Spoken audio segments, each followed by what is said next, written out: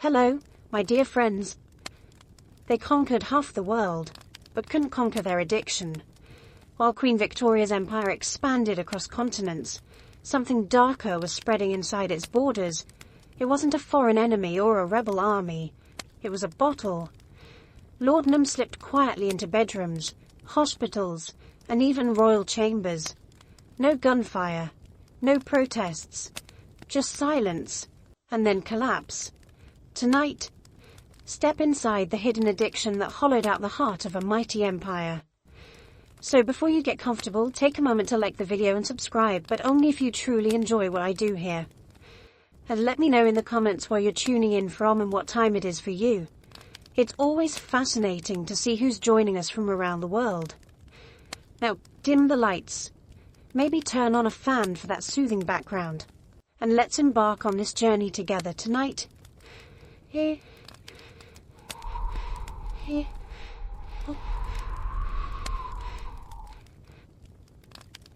If anyone spoke of the Victorian Empire in its prime, they would describe it as the model of civilization.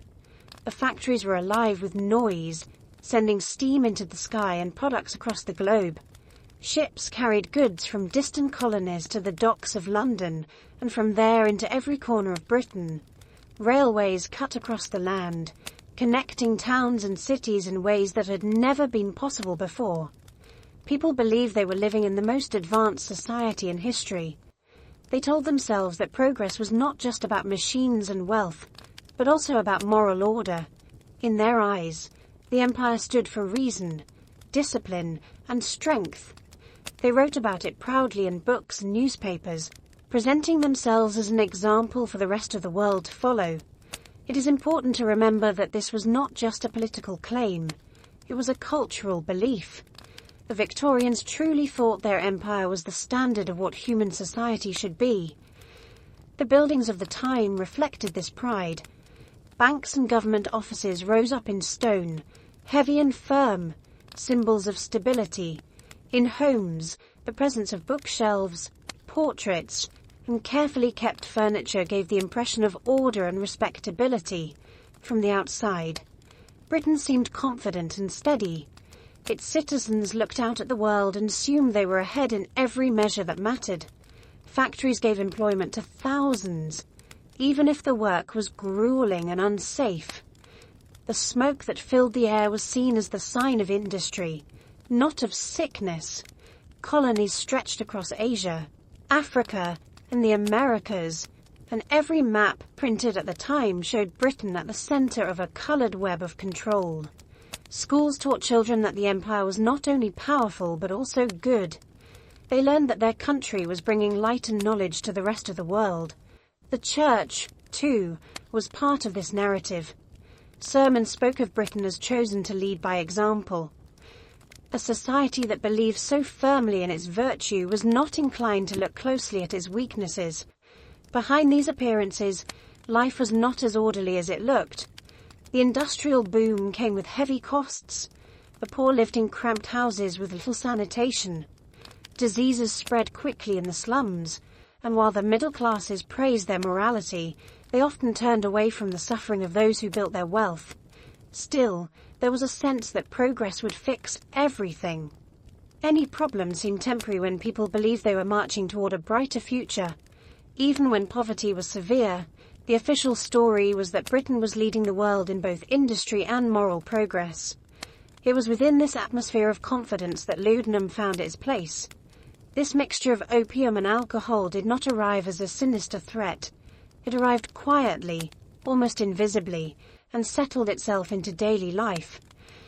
It is almost absurd that an empire boasting about discipline and virtue was at the same time filling itself with bottles of opium tincture. The contradiction was sharp, but most people did not see it. They were too focused on appearances, and laudanum blended easily into the background of ordinary medicine.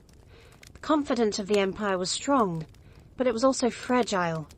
Every great machine in a factory depended on workers who were often broken by the labor. Every colony depended on the decisions of politicians who were not always clear in their judgment. In homes, the appearance of order often hid stress, exhaustion, and loneliness. Laudanum was available at just the right moment to soothe these private struggles. For the woman who could not sleep, a small bottle waited by her bed. For the man whose body ached after long days, a few drops promised relief. For the family who needed silence from a crying child, there was an easy answer. These small personal choices, repeated across millions of homes, would grow into something far larger than anyone expected. What made the situation even more dangerous was the absence of suspicion. People saw laudanum as a gift of modern medicine. The empire prided itself on progress, and here was another example.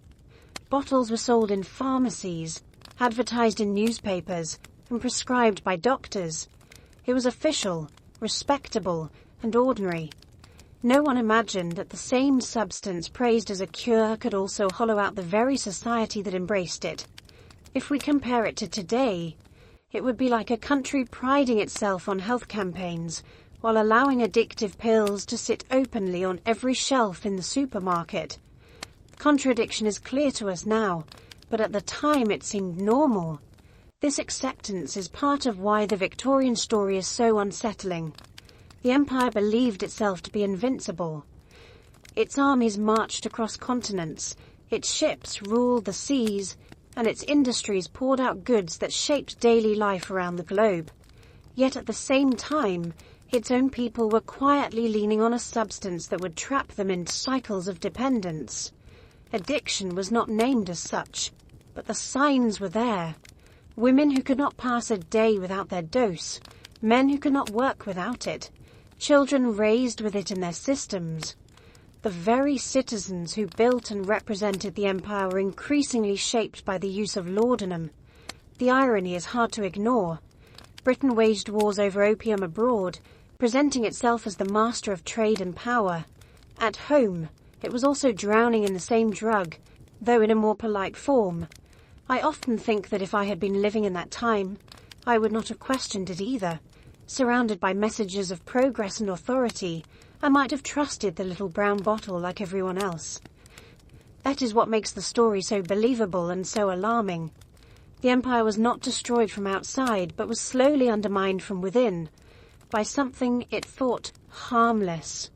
When people speak today of the Victorian age, they often picture railways, factories, fine clothing, and grand houses.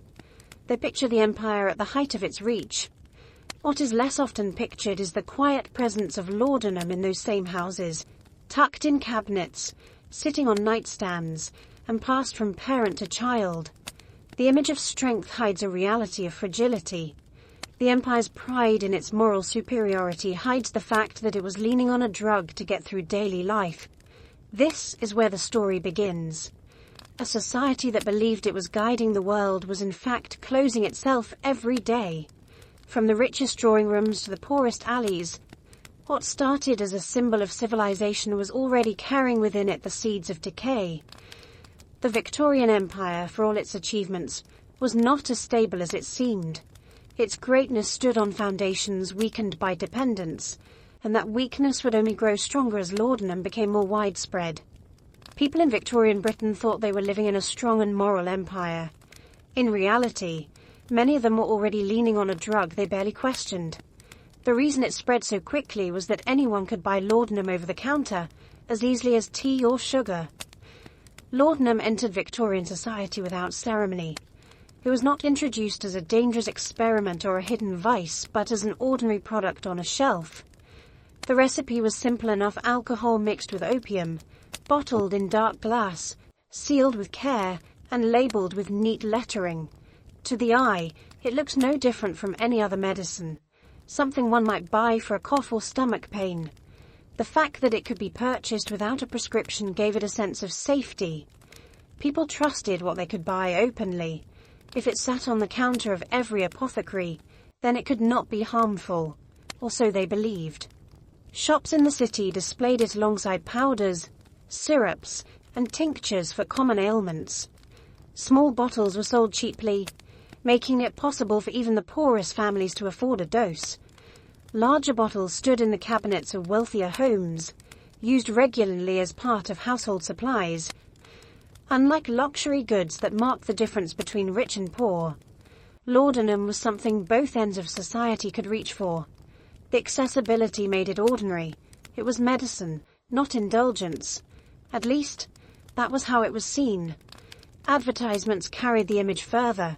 Newspapers described it as a cure for sleeplessness, a relief for headaches, and a balm for nerves. The tone was confident and reassuring. There was no mention of danger, no whisper of caution. Instead, the words promised comfort, and comfort was what people wanted. For mothers, it was a way to manage restless children. For workers, it was a way to recover from daily strain. For those with money, it was part of the elegant world of medicine and refinement. It is almost comical to think that something later recognized as deeply addictive was once sold with the same cheerfulness as a cough remedy. The open sale of laudanum also meant that it was not hidden in society. A woman could carry a bottle in her handbag, and no one would raise an eyebrow. A man could take a sip in public without fear of judgment. Families could store it on the same shelf as tea, sugar, or flour, and visitors would not think twice. This normalization is what made it so powerful. It was not shameful. It was not secret. It was a habit supported by the very structure of commerce and medicine in the empire. Doctors encouraged this attitude, but perhaps not deliberately. They prescribed laudanum for a wide range of ailments, often without controlling the dose. A patient might leave the office with instructions to take it for anything from toothaches to indigestion. In many cases, they could skip the doctor entirely and walk directly to the shop. The lines between medical advice and self-medication blurred quickly. When almost everyone could buy it, almost everyone did. The trust in authority, combined with the freedom of access, created an environment where laudanum moved from remedy to routine in only a short time. It is striking how quickly the substance spread. In wealthier neighborhoods, apothecaries competed for customers with polished signs and elegant bottles. In poorer districts, small shops sold it in plain containers for only a few pennies. Children could run errands and buy laudanum without question. Vendors rarely asked why it was being purchased. Business was business, and the demand was high. This meant that laudanum crossed social boundaries in a way few products could. It united the empire independence, even while people imagined they were simply managing their health. Looking back, one can see how dangerous the lack of control was. The government placed restrictions on alcohol, and public debate about drunkenness filled the newspapers. Yet opium in liquid form moved through society without notice. If we compare it to now, it would be like a modern pharmacy selling bottles of morphine syrup on open shelves, available to anyone with coins in their pocket. The thought is disturbing, but that was the reality in Victorian Britain. The role of laudanum in daily life became clearer with every passing year. Women spoke of it with one another in quiet conversation. Men carried it as a tool for enduring labor. Families leaned on it during sickness, grief, or hardship. Over time, its presence became so common that it was invisible. People assumed it would always be there, part of the background of life. No one wanted to imagine that something so ordinary could also be destructive. The packaging reinforced the idea of respectability. Dark glass bottles gave it a serious, professional look. Labels were printed with elegant fonts, some even decorated with flourishes to suggest refinement. Instructions promised calmness, safety, and relief. For households that prided themselves on order and respectability, laudanum fit perfectly into the image. It looked proper, it sounded proper, and it was sold properly. Nothing about it suggested danger. The truth, of course, was different. The very fact that it was everywhere meant that dependence was quietly spreading. A woman who began with a drop at night might find she could not sleep without it. A man who took it after a long day might start needing it before work as well. A child raised in a home where laudanum was used might grow up with it already in their body. The drug did not need to be forced on people. They welcomed it willingly, even gratefully. The problem was not secrecy, but the lack of suspicion. This openness created a society where laudanum shaped lives without recognition. People did not say they were addicted. They said they were tired, nervous, or weak. The words they used disguised the truth.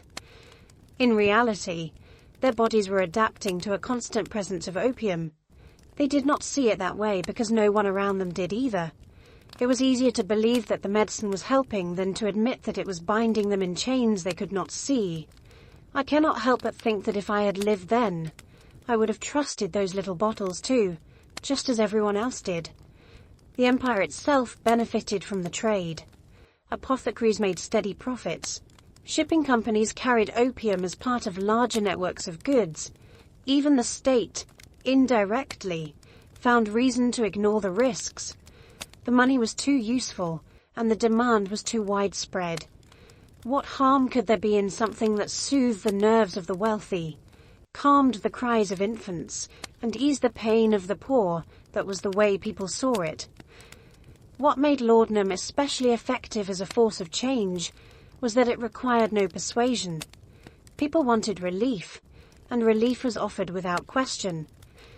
There was no barrier to entry, no stigma, and no cost that most could not afford. By the time anyone began to notice that dependence was growing, laudanum was already too firmly woven into daily life to be easily removed. Laudanum was everywhere, sold openly and trusted as harmless medicine. It soon showed its hold most clearly in the lives of women at home, where a simple comfort was slowly turning into dependence. In Victorian Britain, many women began using laudanum as part of their ordinary routines. It was first offered to them as a safe remedy for sleepless nights, headaches, and nervous feelings. Doctors encouraged its use, telling their patients that it would bring calmness and stability. In households across the country, bottles of laudanum stood quietly in cabinets, ready to be used whenever discomfort appeared. For women who carried the daily pressures of keeping order at home, the medicine became more than a treatment, it became a companion. The expectations placed on women were heavy and often unspoken.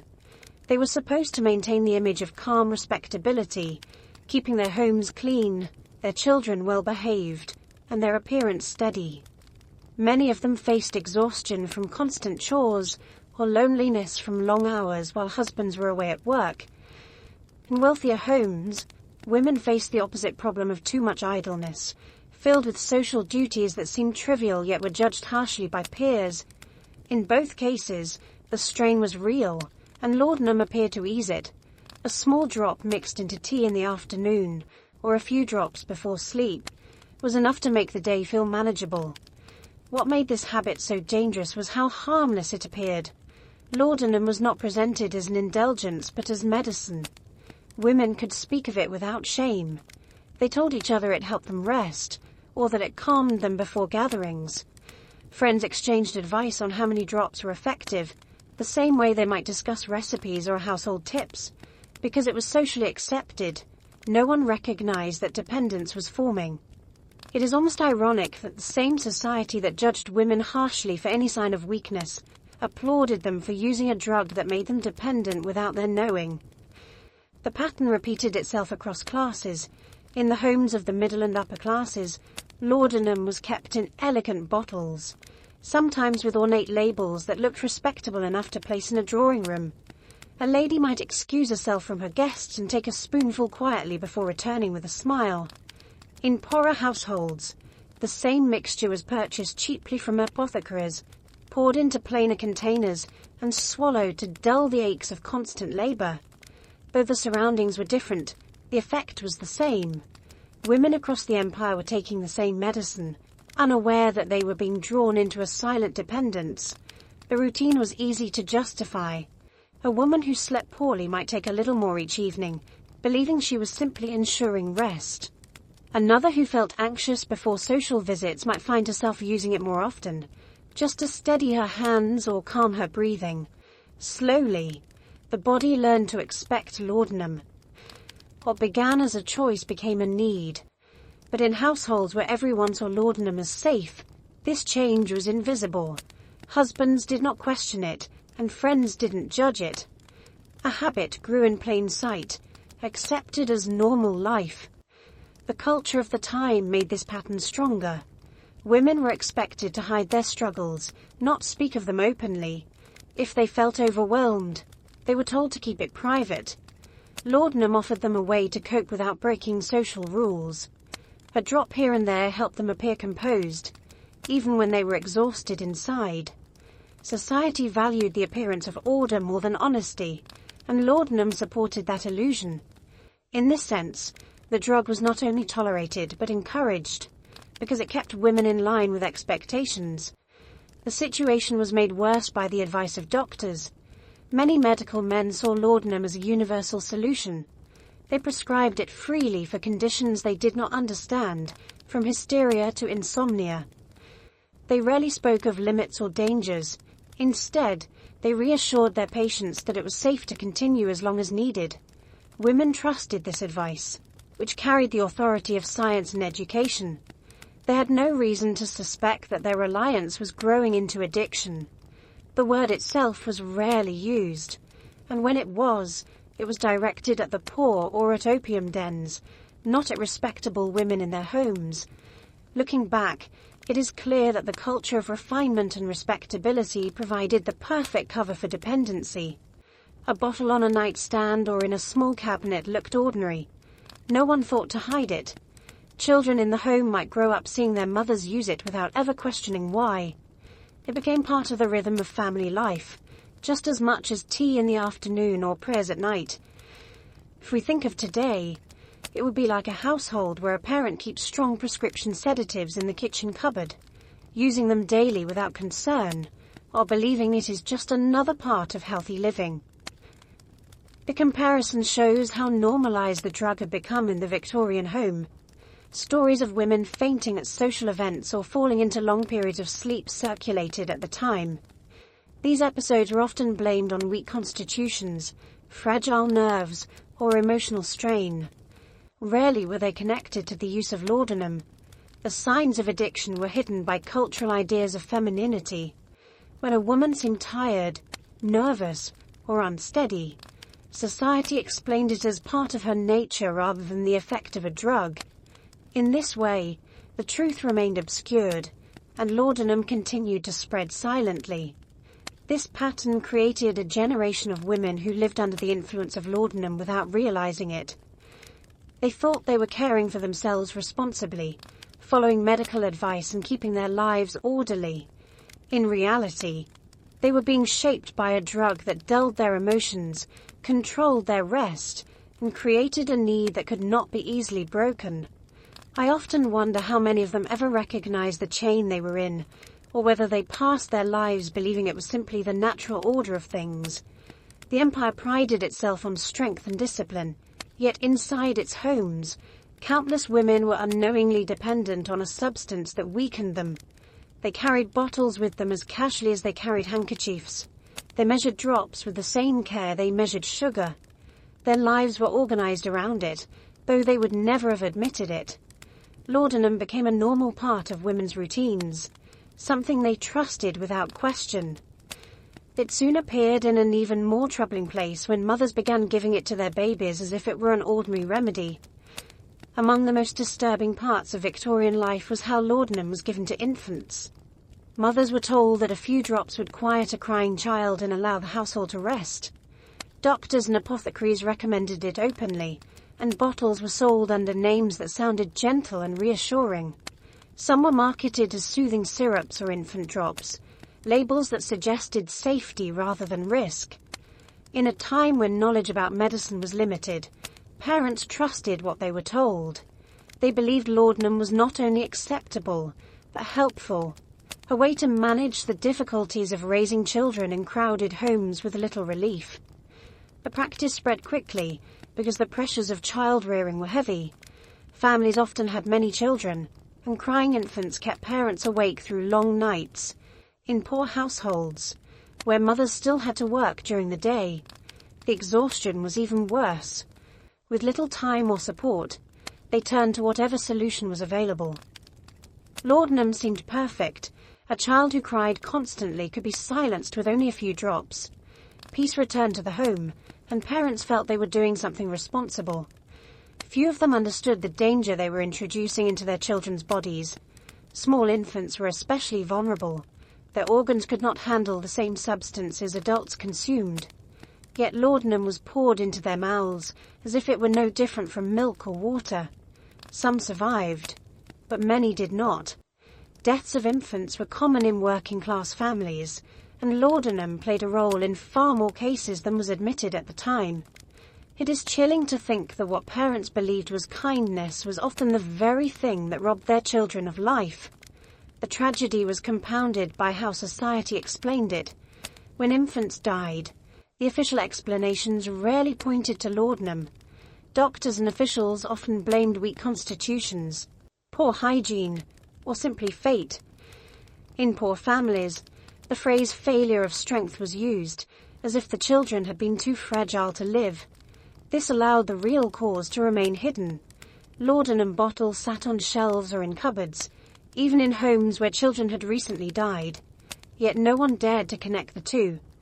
The silence protected the practice and allowed it to continue. In wealthier households, the use of laudanum for infants was also common, though it was spoken of more discreetly. Mothers were encouraged to give their babies small doses to ensure quiet evenings and uninterrupted social gatherings. Servants sometimes administered the drops when children cried at night, keeping them out of the way while the household rested. These children were not always in danger of immediate death, but they were exposed to the effects of opium from their earliest days. Their bodies learned dependence before they could even speak. The normalization of this practice reveals how deeply laudanum had entered Victorian life. Parents did not view themselves as reckless. They believed they were following the advice of medicine and doing what was best for their families. The bottles themselves reinforced the sense of safety. They were sold with pleasant names, wrapped in labels that emphasized comfort, and placed openly in shops. If we compare it to today, it would be like walking into a pharmacy and finding bottles of morphine syrup labeled as baby sleep aids, sitting beside cough syrups and vitamins. Such an image feels shocking now, but at the time, it was accepted without question. The deaths that followed were often quiet tragedies. In working-class neighborhoods, infant mortality was already high due to poor sanitation and overcrowding. Laudanum added another layer to the problem, but it was disguised by the broader suffering of poverty. A child who stopped breathing in the night was one among many, and families rarely challenged the explanations given to them. They grieved, but they also continued using the drug for their surviving children. To them, it seemed necessary, and no authority told them otherwise. Mothers were placed in an impossible position. Without laudanum, they faced sleepless nights, constant crying, and the strain of trying to care for large families while managing endless work. With laudanum, they had peace, but at a terrible risk.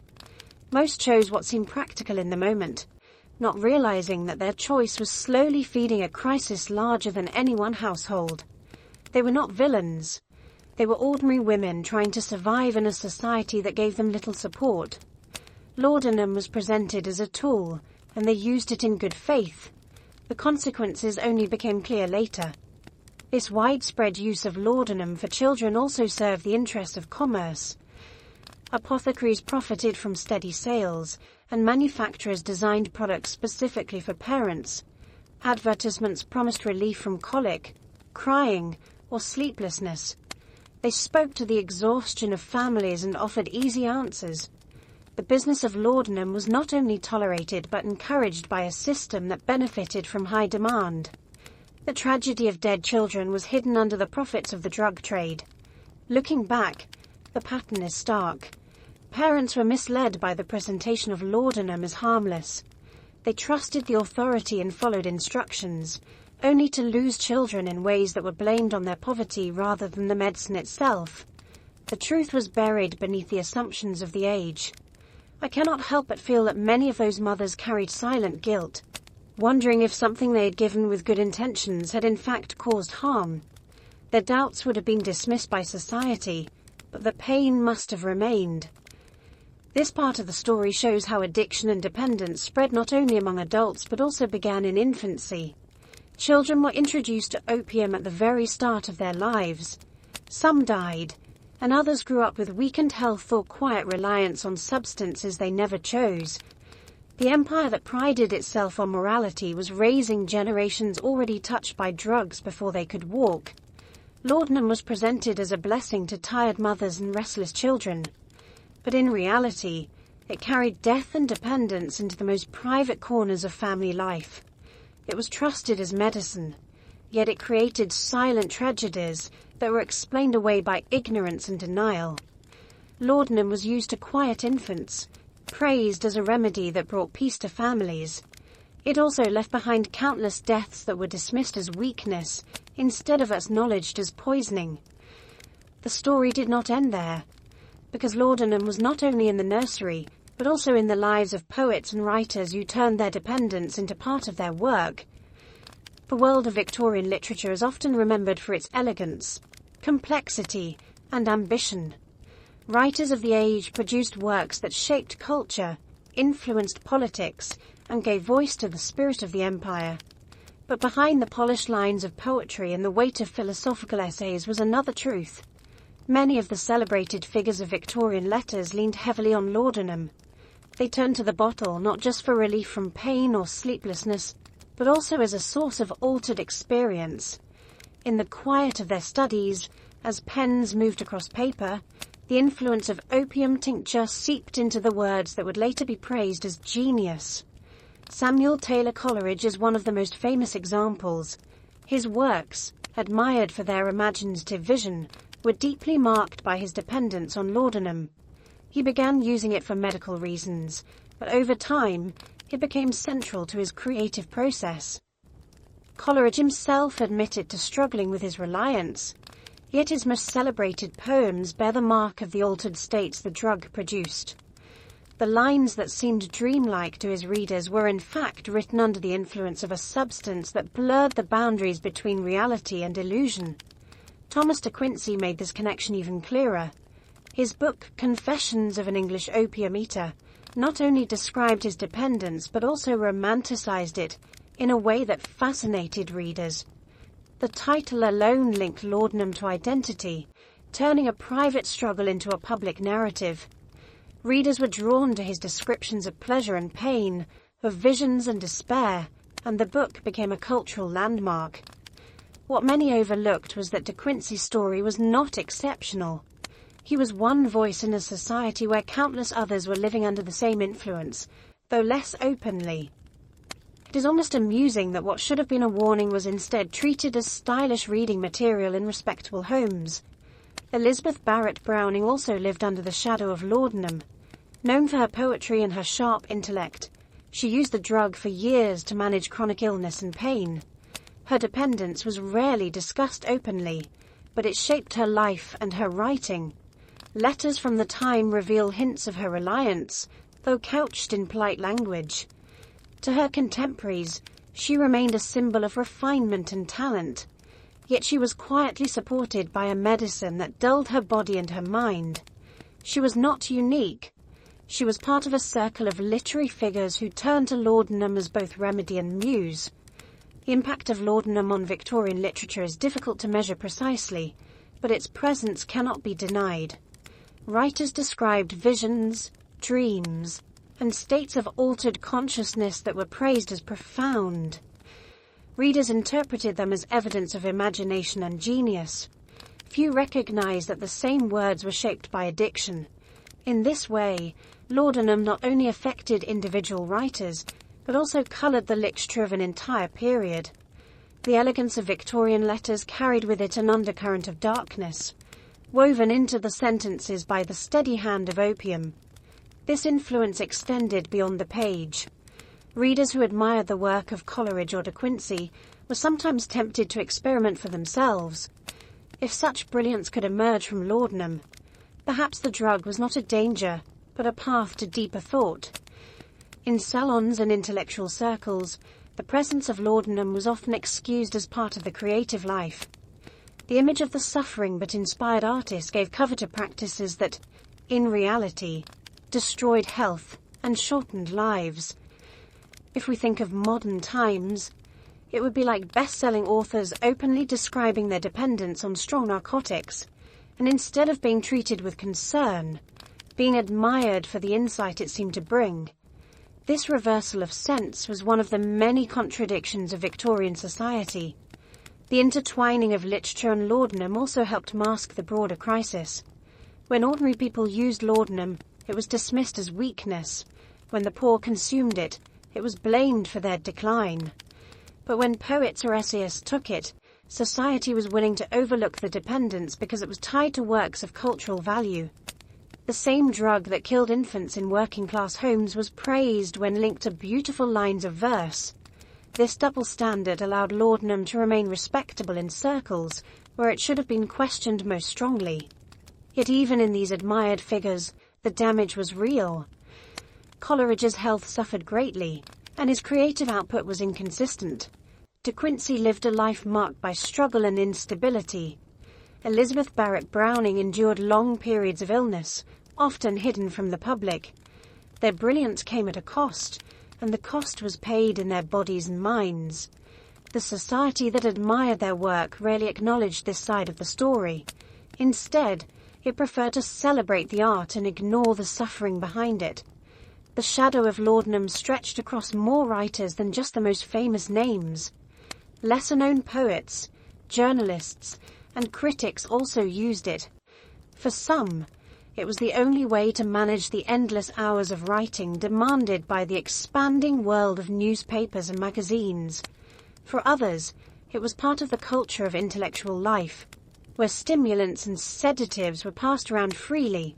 The growing print industry thrived, but many of the people feeding it were writing through a haze of dependence.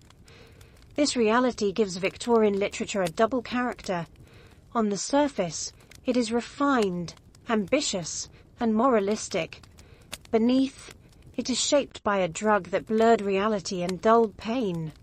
The very words that told readers about morality and virtue were often written under the influence of opium. The empire that presented itself as the model of civilization was celebrating art that was, in part, the product of addiction. I cannot avoid the thought that when we admire the elegance of Victorian poetry, we're also admiring the silent presence of laudanum in the hand that held the pen. In the end, the story of laudanum in literature is not only about writers, but about a culture that accepted the drug at every level of society. From the nursery to the study, from the poor household to the literary salon, the bottle was present. It silenced children, dulled pain, and inspired words. What people did not see was how deeply it bound them, turning their art, their health, and their future into something inseparable from a single liquid. Laudanum shaped the lives of poets and novelists, praised as part of the mysterious force behind their genius. It was treated as refinement, even as it drained their strength and trapped them in dependency. From the world of art and letters, its influence spread further into the very heart of medicine, where doctors themselves prescribed it as if it were no more dangerous than aspirin. In Victorian Britain, the authority of doctors carried enormous weight. People trusted them as guardians of health, believing that their knowledge placed them far above ordinary understanding. When a doctor gave advice, it was rarely questioned. This trust created a space where laudanum moved from being a household remedy to becoming part of medical practice itself. Physicians prescribed it freely, seeing it as a universal solution for nearly every kind of ailment, from headaches to stomach cramps, from sleeplessness to what they called hysteria. Laudanum was written into prescriptions without hesitation. In their minds, it was as harmless as any common medicine. The culture of medicine at the time encouraged this approach. Diagnosis was often vague, and treatments were limited. Without modern knowledge of bacteria, viruses, or the inner workings of the nervous system, doctors turned to whatever produced results that appeared immediate. Laudanum dulled pain, quieted nerves, and gave patients relief, even if only temporarily. That was enough for many physicians. They saw patients leave their offices calmer and quieter, and they counted that as success. The long-term risks were either unknown or ignored. To them, opium tincture was not a danger but a dependable tool. Prescriptions were written by the thousands. Records from the period show that laudanum was among the most common substances dispensed in both city and countryside. Bottles filled from apothecaries bore the names of respected physicians, lending legitimacy to what was essentially a daily dose of addiction. It is almost laughable that a drug powerful enough to reshape entire lives was handed out with the same casualness as a packet of herbs for digestion. There were no warnings printed on the bottles, no instructions about how long a patient should use it. The only advice was to take as much as needed to ease discomfort. The absence of caution was not limited to a few careless individuals. It was systemic. Medical schools taught students about opium as a standard part of treatment. Journals of the time discussed its uses without dwelling on its dangers. In hospitals, laudanum was administered as readily as any other tonic. Nurses gave it to restless patients, surgeons used it before and after operations, and general practitioners recommended it for conditions they could not name. It was woven into the very fabric of professional medicine. Patients rarely questioned their doctors. A prescription written in neat handwriting carried more weight than any doubt they might feel. If the doctor said laudanum would help, then it was assumed to be safe. Families accepted it, bought it, and used it according to advice, though often in larger quantities once they saw how effective it was. This cycle repeated itself endlessly, spreading dependence under the cover of medical authority. The lines between care and harm blurred so completely that few even noticed they were crossing them. The role of the apothecaries made the problem worse. These shops were not only suppliers but also profit seekers. When doctors prescribed laudanum, apothecaries filled the bottles with no hesitation. When customers came directly, they sold it just as freely. The trade grew so profitable that some shops displayed bottles prominently in their windows, advertising them like everyday goods. Physicians may have believed they were helping, but apothecaries knew they were selling something that would keep customers coming back again and again. The medical world had become entangled in a business that fed on dependency. Doctors themselves were not free from the reach of laudanum. Many used it personally, turning to it for their sleeplessness, pain, or anxiety. They understood its calming effect most intimately. But rather than seeing their reliance as a warning, they took it as further proof that the drug was useful. If a trained man of science could take laudanum and still work, why should ordinary people be denied it? This reasoning allowed them to ignore the signs of addiction that appeared all around them. The sheer scale of laudanum prescriptions is staggering when viewed with modern eyes. Historians estimate that hundreds of thousands of doses were given every year, spread across all classes of society. If we compare it to today, it would be like doctors writing prescriptions for strong opioids as casually as they write notes for painkillers or allergy tablets. Such numbers would cause alarm now, but in Victorian Britain, they were accepted as normal practice. The lack of oversight, regulation, or even awareness meant the flood of opium into society continued without interruption. This medical endorsement made laudanum even harder to challenge. When ordinary people spoke of their reliance on the drug, they were reassured that it was perfectly acceptable. If they complained of taking too much, doctors often told them not to worry. The problem, they said, was not the medicine, but the weakness of the patient. This way of thinking shifted blame away from the substance and onto the individual. Addiction was not recognized as a medical condition, but as a moral failing. Patients were left feeling ashamed of their supposed weakness, while the system that encouraged their use of laudanum remained unquestioned. Looking back, the complicity of the medical world is clear. By prescribing laudanum freely, physicians gave legitimacy to a practice that would devastate countless families. By failing to warn of its dangers, they allowed dependence to spread unchecked. By blaming patients instead of the drug, they hid the true nature of the crisis. I cannot avoid the thought that many of these doctors believed they were advancing medicine, when in reality they were laying the groundwork for a disaster that would haunt society for decades. The silence of the medical establishment also meant that no effective restrictions were introduced. Parliament debated alcohol and the moral decline it supposedly caused, But the issue of opium remained in the shadows. With doctors and apothecaries united in treating it as medicine, there was little chance of reform. The drug continued to flow into homes, supported by the very people who were meant to protect health. The result was a society increasingly bound by laudanum, yet convinced that it was living under the guidance of progress. Laudanum was prescribed as freely as any common remedy, endorsed by physicians, and dispensed by apothecaries with no restrictions. The authority of medicine gave the drug a respectability it did not deserve, and dependence spread under the guise of professional care. From the offices of doctors, it moved further into the lives of the poor, where laudanum was not a matter of refinement, but of survival. In the crowded streets and dark alleys of Victorian Britain, poverty was everywhere. The factories drew thousands into the cities, but wages were often too low to provide even the basics of survival. Families lived in small, damp rooms with little light and less comfort. Bread, meat, and fresh vegetables were expensive, and many people could not afford enough food to feed themselves and their children. In this world of constant struggle, laudanum became something more than medicine. For the poor, it was not used to treat illness or calm nerves. It was used to endure hunger. The cost of laudanum was low compared to the cost of a meal. A few pennies could buy enough to numb a stomach and quiet the pangs of hunger for hours.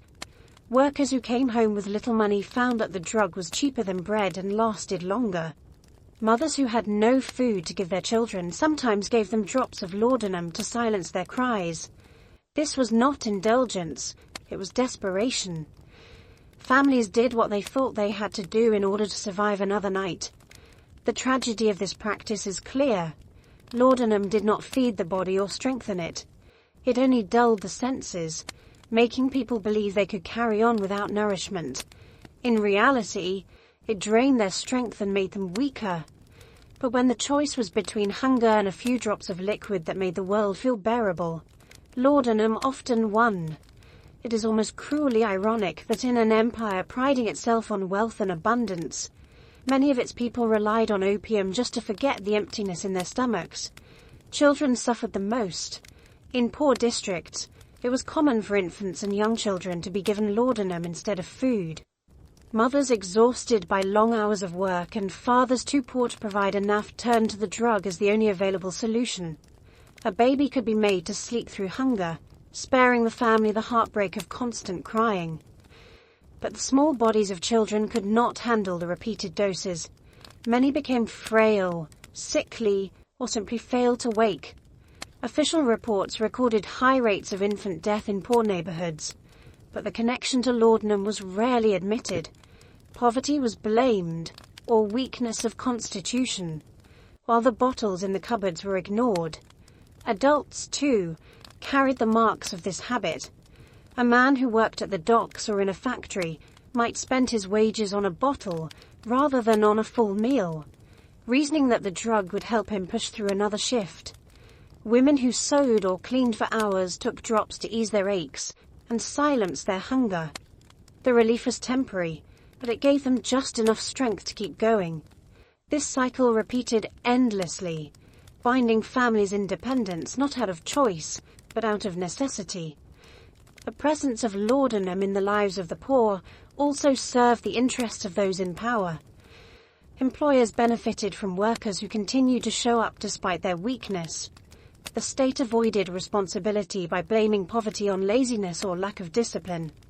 Laudanum was quietly tolerated because it kept the poor manageable.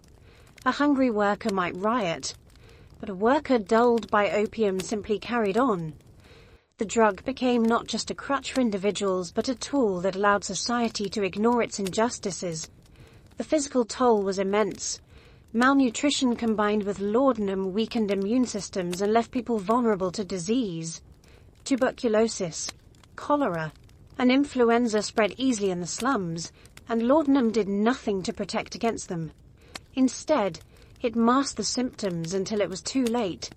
Doctors, when they visited, often prescribed more laudanum, reinforcing the very cycle that led to decline.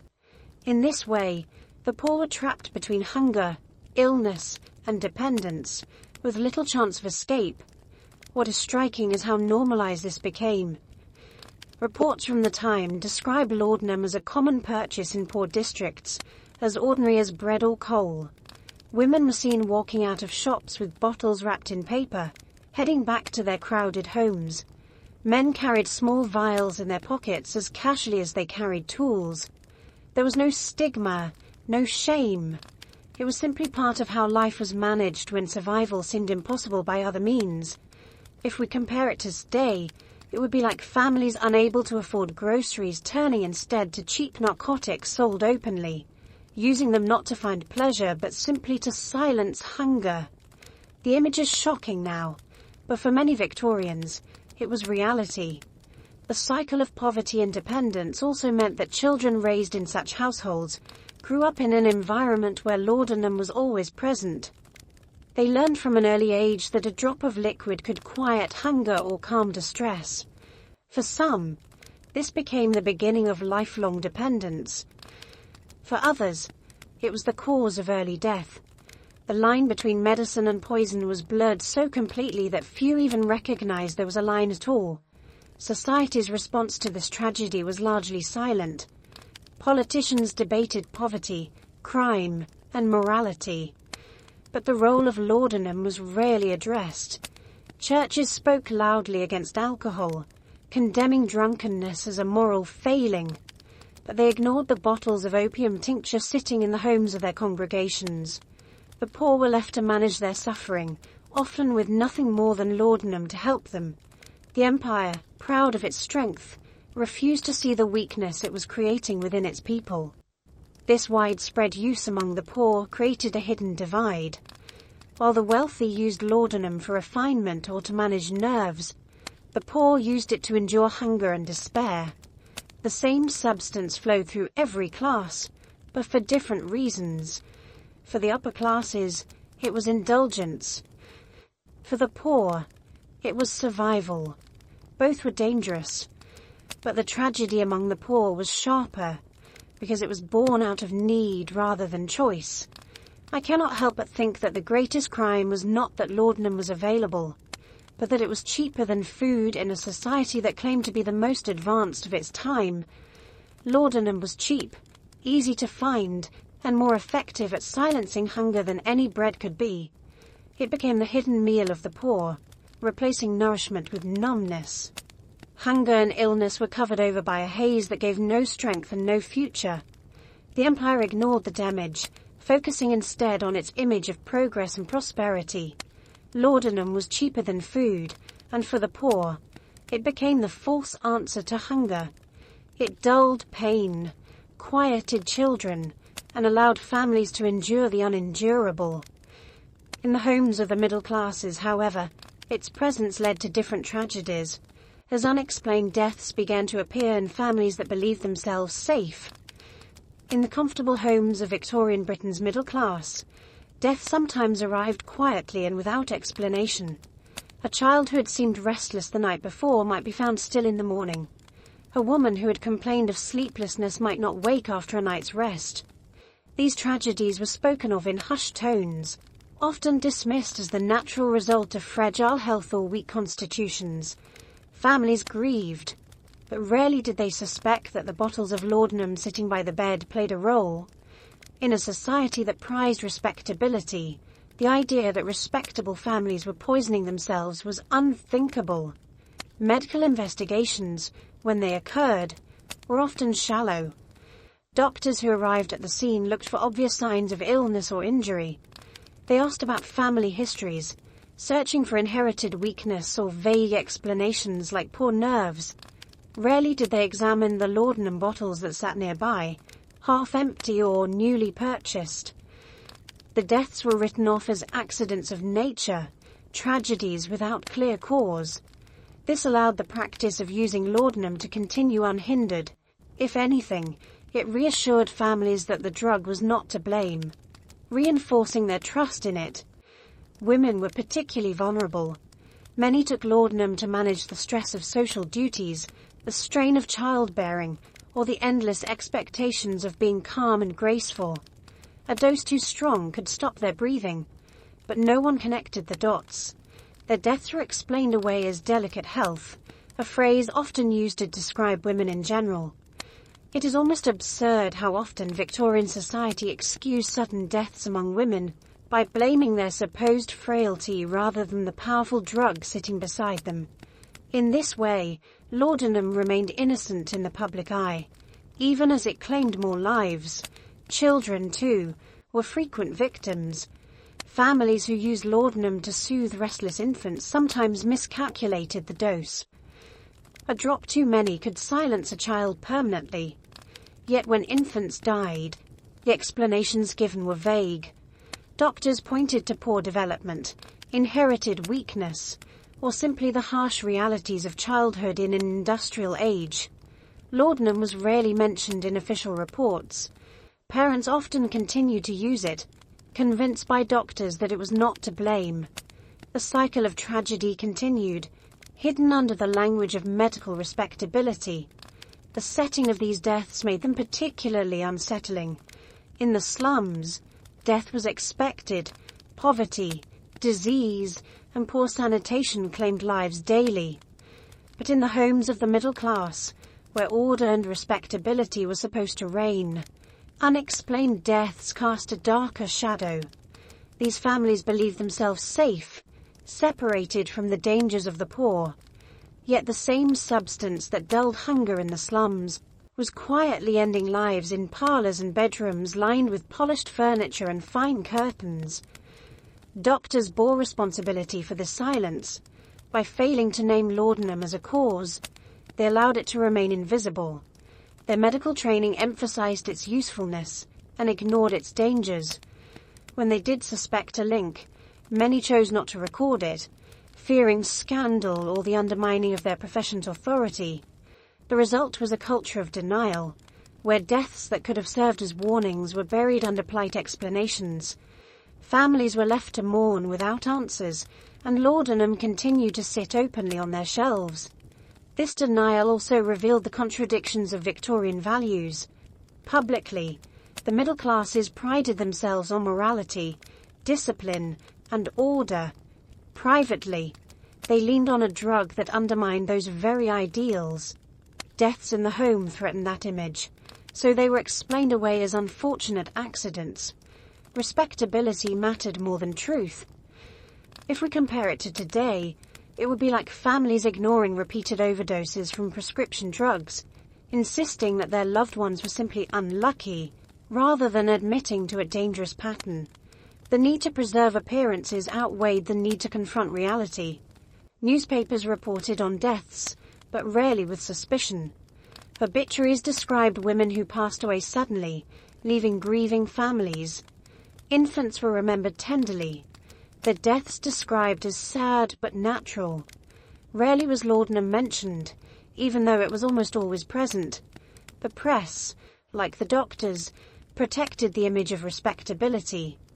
To question laudanum would be to question the very structure of society, which depended on its widespread use. Silence was easier, and the tragedies were folded into the fabric of normal life. Behind closed doors, some families must have wondered. A mother who had lost a child after giving a dose might hesitate before using laudanum again, yet exhaustion often drove her back to it. A husband who found his wife lifeless beside a bottle might suspect a connection, but dismiss it when told otherwise by the doctor. These private doubts rarely became public truths. The weight of authority and the desire for respectability kept families from speaking out. The cycle of dependence and unexplained death remained unbroken. The pattern of mysterious death shows how deeply laudanum had infiltrated every level of society. It was not confined to the poor, nor was it limited to artists or intellectuals. It sat on the nightstands of ordinary families, shaping their lives and sometimes ending them. The empire continued to present itself as a beacon of morality and strength, even as its homes were filled with quiet tragedies. I cannot help but think that many families chose silence not only because of ignorance, but also because admitting the truth would have shattered their sense of security.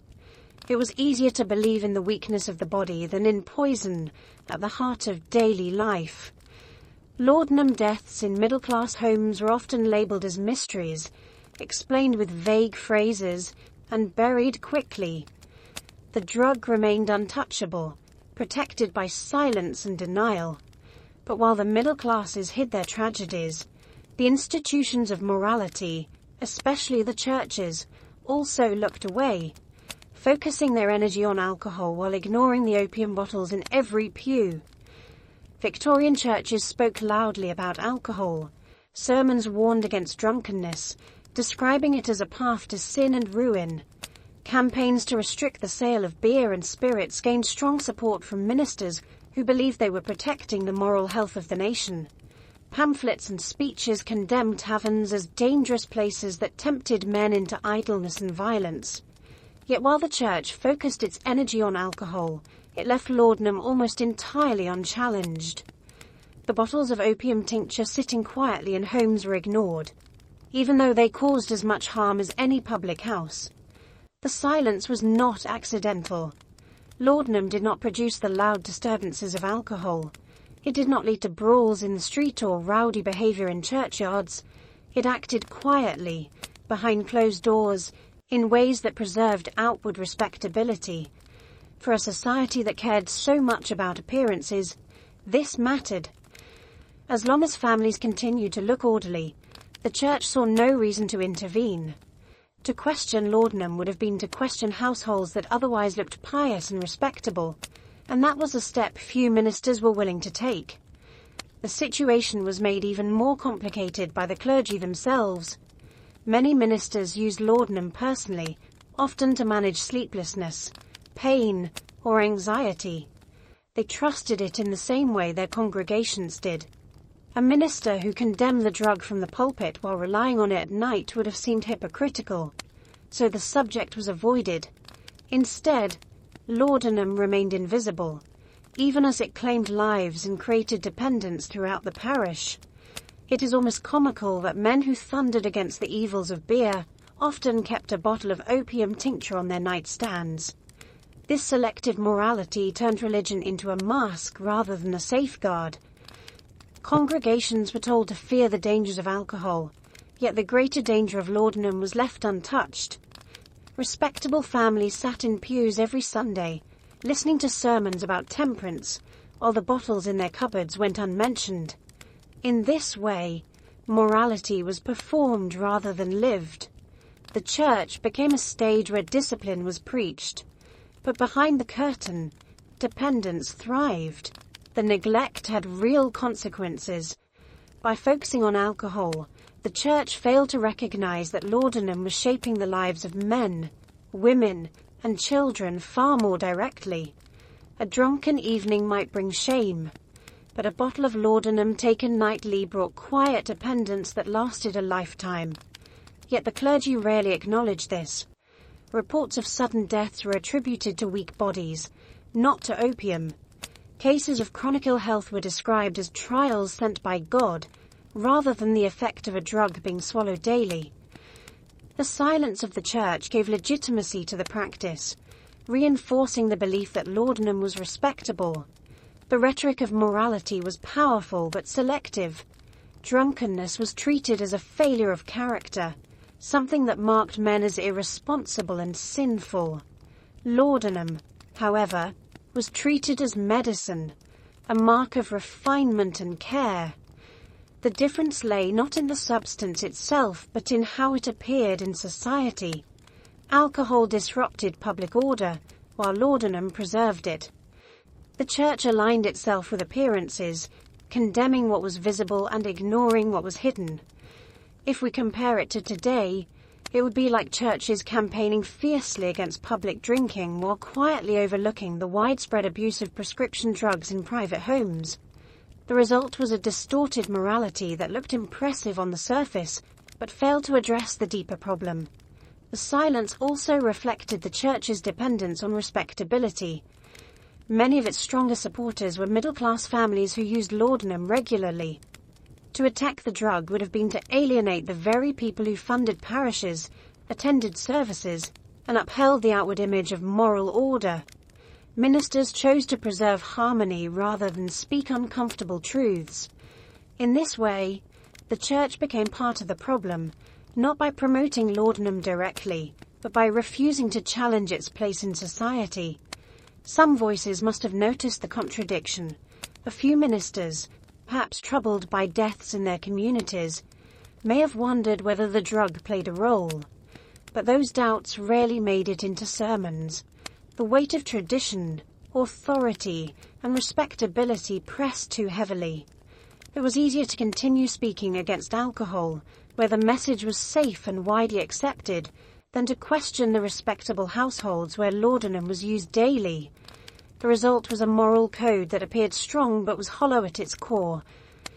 The effect of this silence stretched across generations. Children raised in families where laudanum was normal grew up hearing sermons about the dangers of drunkenness, but never warnings about the bottles they saw every day at home. They learned to believe that laudanum was not only safe but respectable. This reinforced the cycle, ensuring that dependence would continue unchallenged. Religion, which should have offered clarity, instead became another layer of denial. This complicity reveals much about the nature of Victorian society. Respectability mattered more than truth, and appearances were valued over honesty. The Church, instead of standing apart from these values, reflected them. Its silence was not neutral. By ignoring laudanum, it helped sustain the very crisis that was hollowing out families and weakening the empire. I cannot help but feel that this silence was one of the greatest failures of the Church in that period, a failure not of belief but of courage. The churches of Victorian Britain presented themselves as defenders of morality, but their silence on laudanum exposed their limits. They thundered against alcohol while quietly tolerating a drug that was claiming lives in their congregations. Their authority gave cover to dependence, allowing it to spread without challenge. Laudanum remained untouched by the pulpit, hidden behind the mask of respectability. The silence of the Church allowed families to continue their habits undisturbed, even as the drug claimed more lives in private rooms. While religion turned its eyes away, the upper classes were quietly shaping their relationship with laudanum, treating it as a discreet indulgence rather than a vice. Among the aristocracy of Victorian Britain, laudanum carried a different meaning than it did for the poor or the middle class. For those with titles and vast estates, it was not merely a medicine for sleeplessness or pain. It became part of a private culture of indulgence, something to be used discreetly within the walls of mansions and country houses. Nobility prided themselves on refinement and restraint, yet behind closed doors they turned to opium tincture as a subtle form of pleasure. It was never spoken of openly. To do so would have shattered the carefully maintained image of control and dignity that defined the upper classes. The aristocrats described their use in different terms than ordinary people. They did not say they were addicted. They said they were taking medicine, even when they reached for it night after night. To admit dependence would have been to confess weakness, and weakness was not permitted in their world. Instead, laudanum was treated as a dignified tool, an aid that helped maintain composure during social obligations and public life. The denial was as important as the use itself, for it preserved appearances while hiding the reality of reliance. Social gatherings reveal the truth in more subtle ways. Behind the grandeur of dinner tables and ballrooms, private rooms offered more than conversation and music. Guests were sometimes invited to share in quiet indulgence, where wine flowed alongside drops of laudanum. These gatherings were not rowdy or public spectacles like the taverns condemned by the Church. They were private, refined, and hidden behind the thick walls of mansions. It is almost humorous to imagine noble families condemning the vices of the poor while hosting their discreet evenings of opium and wine. The very wealth of the aristocracy made this possible. They could afford the best bottles, purchased from well-regarded apothecaries and packaged with elegance. Unlike the poor, who bought laudanum cheaply to silence hunger, the rich bought it as part of a lifestyle. It was another sign of their ability to control life's discomforts, at least on the surface. The bottles stood beside imported wines, fine cigars, and other luxuries that marked status. The difference, of course, was that laudanum did not remain a harmless pleasure. It created dependence, even in the most gilded of settings. What kept the habit hidden was the culture of discretion.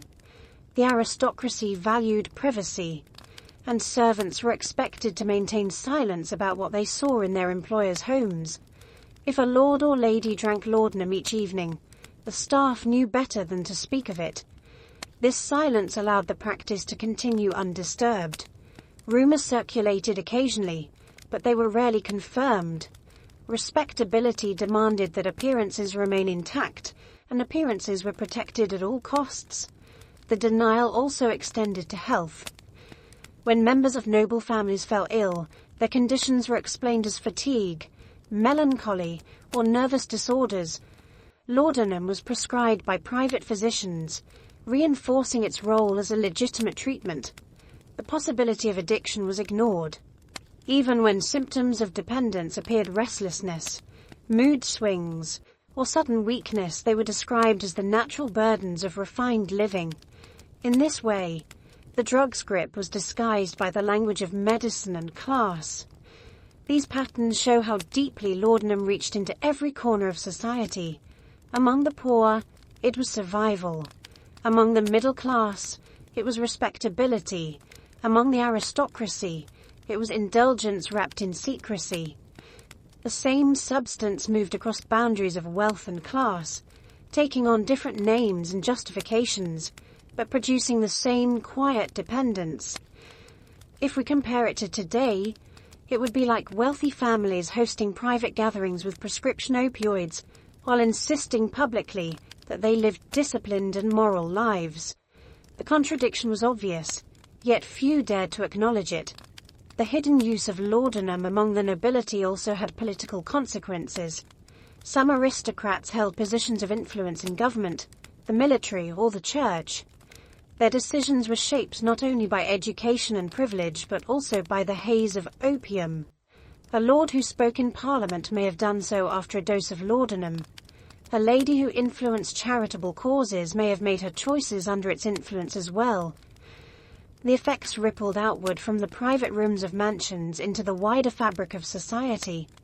Despite the secrecy, whispers did circulate. Servants noticed patterns. Guests saw signs in the pale faces or distant looks of their hosts. Writers occasionally hinted at the indulgence of the elite, though rarely naming names. These whispers never turned into an open scandal, for the press was reluctant to challenge the upper classes. Respect for rank and wealth created an additional shield, protecting the nobility from the scrutiny that might have fallen on others. The drug remained hidden in plain sight, supported by silence and denial. The contradiction is hard to ignore when viewed from a distance. An empire that presented itself as the pinnacle of morality and discipline was led in part by men and women who were quietly dosing themselves with opium tincture. Their wealth did not protect them from dependence. It only allowed them to hide it more effectively. Their homes may have been filled with art, music, and fine furniture, but in the cabinets and on the nightstand sat the same bottles that appeared in slums and cottages. The empire was bound together not only by commerce and industry, but also by laudanum, a thread running silently through every class. The aristocracy's relationship with laudanum was marked by secrecy, denial, and indulgence. They used it as a private pleasure, explained it away as medicine, and hid it behind the walls of their mansions. This hidden dependence shaped their lives and their decisions, even as they continue to project an image of strength and refinement. I cannot help but think that the silence of the nobility was one of the reasons the crisis continued unchecked.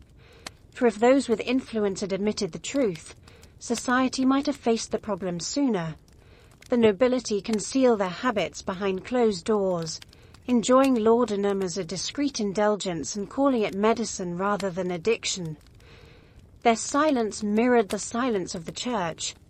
But in the world of politics, the drug's presence became even more troubling as some lawmakers themselves relied on it during the very sessions where they shaped the fate of the empire.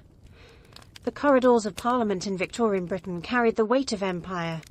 Debates over laws, colonies, and industry filled the chambers with voices meant to sound clear and authoritative.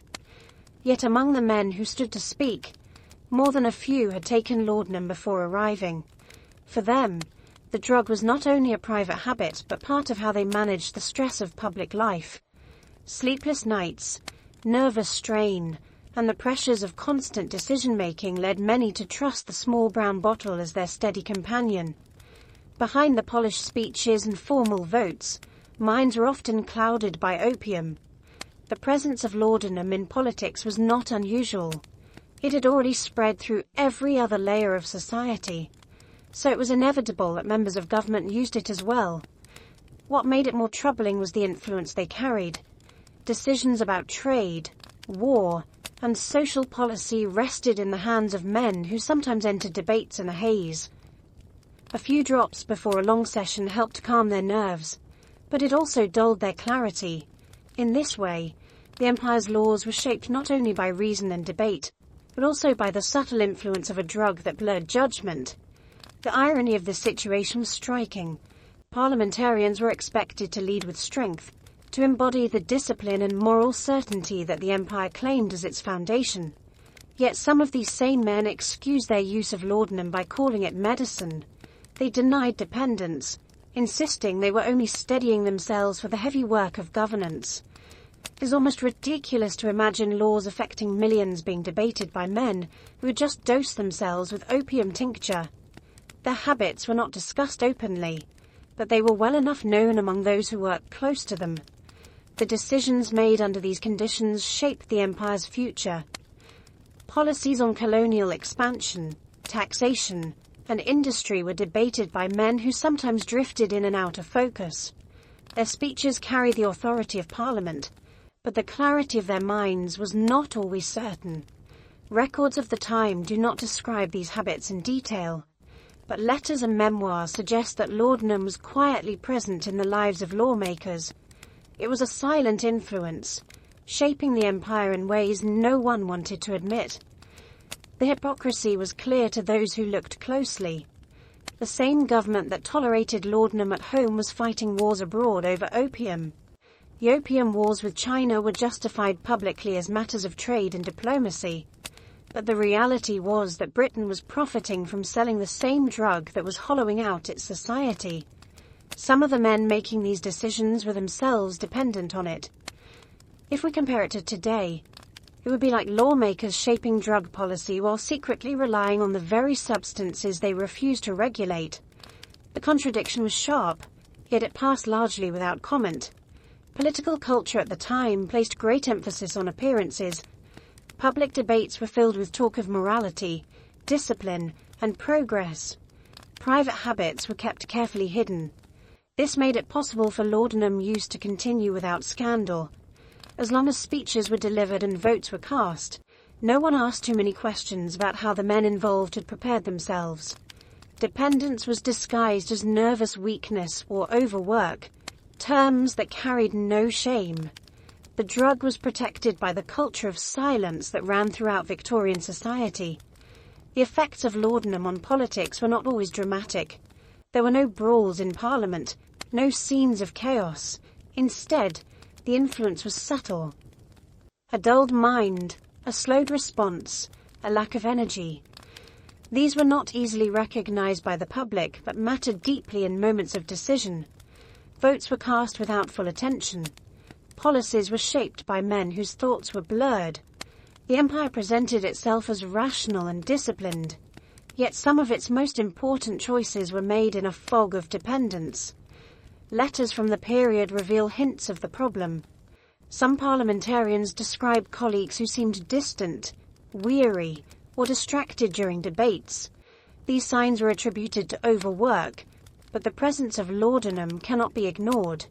Doctors prescribed it freely, and politicians had easy access to the best apothecaries.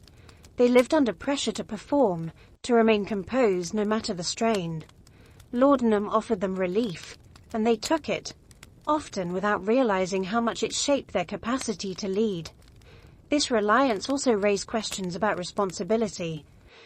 If a lawmaker voted in favor of a policy while under the influence, was the decision truly his own? Did the drug play a role in the choices that shaped the empire's direction? These questions were rarely asked at the time, but they matter when looking back. The empire that boasted of moral superiority was run, in part, by men quietly dependent on a drug that dulled their clarity. The image of strength was preserved, but the reality was more fragile. The intertwining of politics and laudanum reveals how deeply the drug had spread. It was not only in the homes of the poor or in the studies of poets, it was in the halls of Parliament, guiding the decisions of men who shaped the future of nations.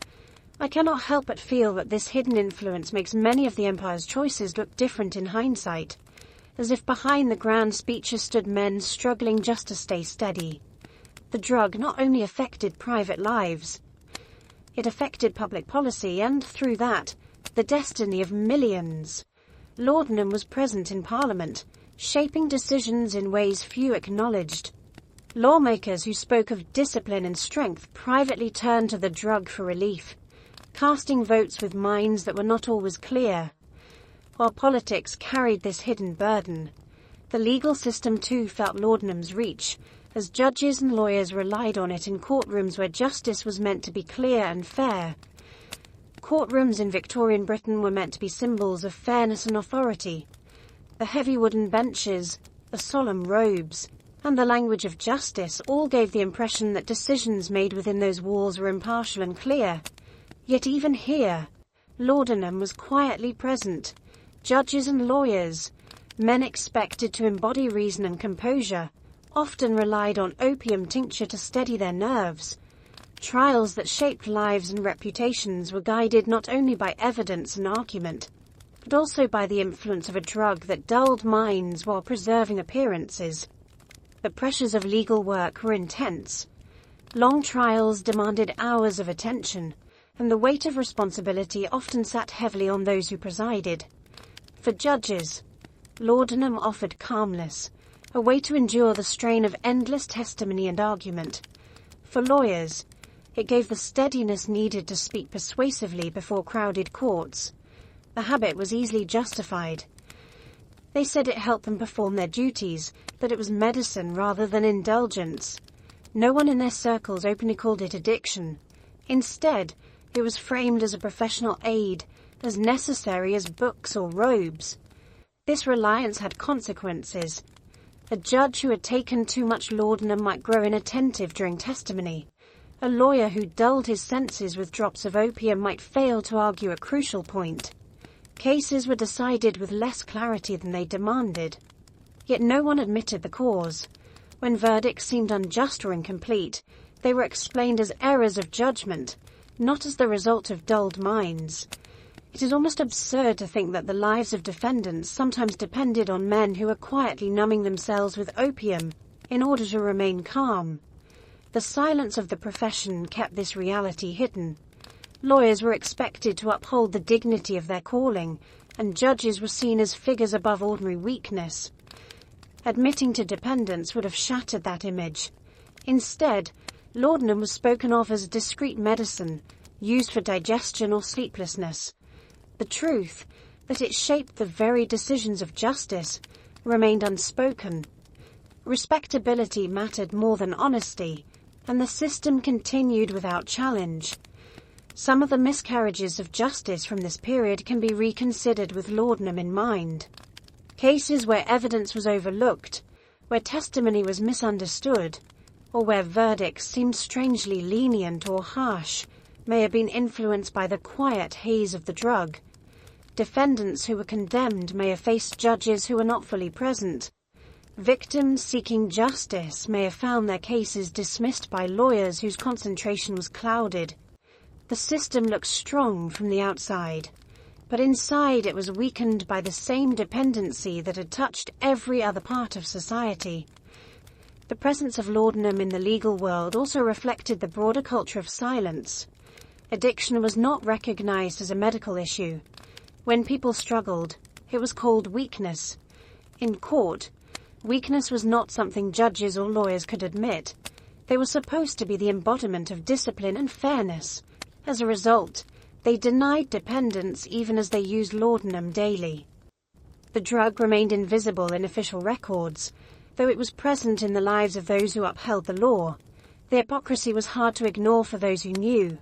Courts condemned criminals for theft, fraud, or drunkenness, yet the men pronouncing sentences often relied on a drug as dangerous as any vice found in the streets. Respectability shielded them from scrutiny. They were not seen as addicts, but as professionals managing their health. If we compare it to today, it would be like judges and attorneys using prescription narcotics during trials, insisting they were functioning normally, while defendants faced harsh penalties for far lesser habits. The contradiction was sharp, but society looked away. The legal profession also carried influence beyond the courtroom. Judges advised governments, and lawyers often became politicians. Their dependence on laudanum meant that the drug's influence extended further into the structures of power.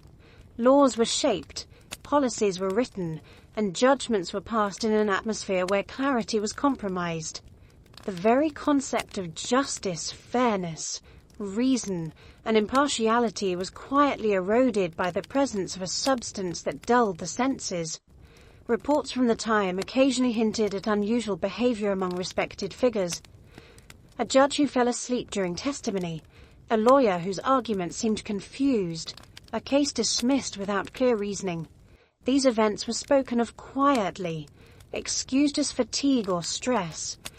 Few connected them to laudanum, though the bottles were never far away. The silence of colleagues and the respect given to the profession ensured that the truth remained hidden. Public confidence in the courts was preserved, even as justice itself was weakened. This silent erosion had long-term effects. People who felt their cases were mishandled lost faith in the system. Communities that saw repeated miscarriages of justice began to doubt the fairness of the law. Yet the cause was never identified. Laudanum remained invisible, accepted as medicine rather than acknowledged as danger. The system that prided itself on order and morality was quietly undermined from within, just as the empire itself was. I cannot help but think that the greatest betrayal was not only that laudanum weakened individuals, but that it weakened the very institution meant to protect fairness. Justice in Victorian Britain carried an outward image of solemn authority, but inside the courtrooms, laudanum shaped the thoughts and actions of those in charge. It was not seen, not admitted, but it was present all the same, guiding decisions in ways that no one wished to confront. Judges and lawyers leaned on laudanum, using it as a hidden tool to steady themselves, even as it dulled their clarity. Their silence mirrored that of doctors and politicians, and soon the influence of the drug could be seen in the empire's economy, where profits from opium overseas became as important as industry at home. The wealth of Victorian Britain rested not only on coal, factories, and railways, but also on opium. The British East India Company, one of the most powerful institutions of the age, made enormous profits by growing poppies in India and exporting their processed form to China. Ship after ship carried chests of opium across the seas, turning addiction abroad into revenue at home. Gold and silver flowed back into London, filling banks and funding expansion. The empire spoke of progress, industry, and morality, but part of its strength came from selling a drug that was devastating other nations. Contradiction was hard to ignore. Publicly, Britain presented itself as a model of civilization, exporting technology, education, and legal systems to its colonies. Privately, it was exporting opium on a massive scale. The opium wars with China revealed the truth when another nation resisted the trade. Britain used military force to protect its profits. It is almost grotesque to think that a nation claiming to uphold morality fought wars to ensure its right to sell narcotics. Yet that is exactly what happened, and the rewards were vast. This flow of wealth had a direct impact on the empire. Revenue from opium sales funded infrastructure, expanded industry, and supported the government. The East India Company relied on it so heavily that opium became one of its most important commodities. Without it, the company's financial power would have been far weaker. The irony was that while Britain enriched itself by selling opium overseas, its people at home were consuming the same drug in the form of laudanum. The empire was both dealer and user, gaining profit abroad while sinking into dependence within. In London, banks and trading houses counted the profits from the opium trade with satisfaction. The money was clean by the time it arrived, transformed from narcotics into investments, buildings, and institutions. Few asked where it came from, and fewer still questioned whether it was moral. For those who benefited, opium was just another form of commerce. They did not see, or did not want to see, the bodies left behind in China, or the quiet dependence growing in Britain's own homes. The hypocrisy was immense. Newspapers that praised Britain's civilizing mission often ignored the source of so much wealth. Politicians who spoke of discipline and morality defended the opium trade as a matter of necessity. Even the church, which condemned alcohol so loudly, rarely addressed the subject of foreign opium. Silence and justification wrapped the trade in a cloak of respectability. The empire had found a way to profit from vice while pretending it was not involved in vice at all. Meanwhile, at home, laudanum flowed freely. The same society that profited from addiction abroad lived with addiction in its own drawing rooms, workshops, and slums. Families bought bottles from apothecaries while the government collected taxes on the global trade. The cycle was complete. Opium funded the empire, and the empire normalized opium. Dependence abroad and dependence at home were two sides of the same coin. If we compare it to today, it would be like a government profiting from exporting powerful drugs overseas while watching its citizens fall into crisis from the same substances. The parallel is striking, and it highlights the depth of the contradiction. The victims of this arrangement were everywhere. In China, millions became addicted as the drug spread through cities and villages. In Britain, men, women, and children consumed laudanum daily. The empire profited from both sides, selling abroad while taxing and regulating at home. Addiction became both a source of suffering and a source of revenue. This was not hidden. It was discussed openly in Parliament, but the arguments always favoured profit. The needs of commerce outweighed the health of populations, whether foreign or domestic. This dependence on opium profits shaped the way the empire thought about itself. Economic strength was held up as proof of success, even if that strength was built on addiction. Politicians pointed to revenue figures and trade balances as evidence of progress. They did not mention the bodies of the poor in London, or the protests of Chinese officials. Respectability was preserved through silence and selective vision. To many Victorians, it seemed that morality stopped where profit began. The East India Company's role cannot be overstated. It was not just a trading firm but an arm of the empire itself, with its own armies and political influence. By making opium central to its operations, it tied the empire's fortunes to a drug that was destroying lives on 2 continents. Even when critics spoke out, they were dismissed as idealists. The reality was too profitable to abandon. Laudanum bottles in London, households and opium chests in Chinese harbours were part of the same system, a system that valued revenue over human life. This reality cast the empire in a different light. It was not only built on industry and invention, as the history books often say, it was also built on addiction. The same empire that condemned vice at home and preached morality abroad was willing to profit from narcotics whenever it suited its interests. I cannot help but feel that the image of Victorian strength was always shadowed by this hidden truth, that the empire was a drug dealer on a global scale. Its achievements cannot be separated from the suffering it caused. The British economy was fueled by opium, but the cost was staggering. Abroad, it weakened nations. At home, it hollowed out families. The empire gained wealth, but it lost integrity. The contradiction was visible to anyone who cared to see, yet it was tolerated because the profits were so immense. Opium funded railways, industries, and imperial expansion, but it also fed dependence within Britain's borders. The drug tied the empire together in ways that were never admitted openly. As commerce thrived, scandal brewed quietly, even within the royal family itself, where whispers suggested that laudanum was used to manage moods and emotions behind palace walls. Whispers about laudanum did not stop at the doors of Parliament or the halls of justice. They reached the very heart of the monarchy itself.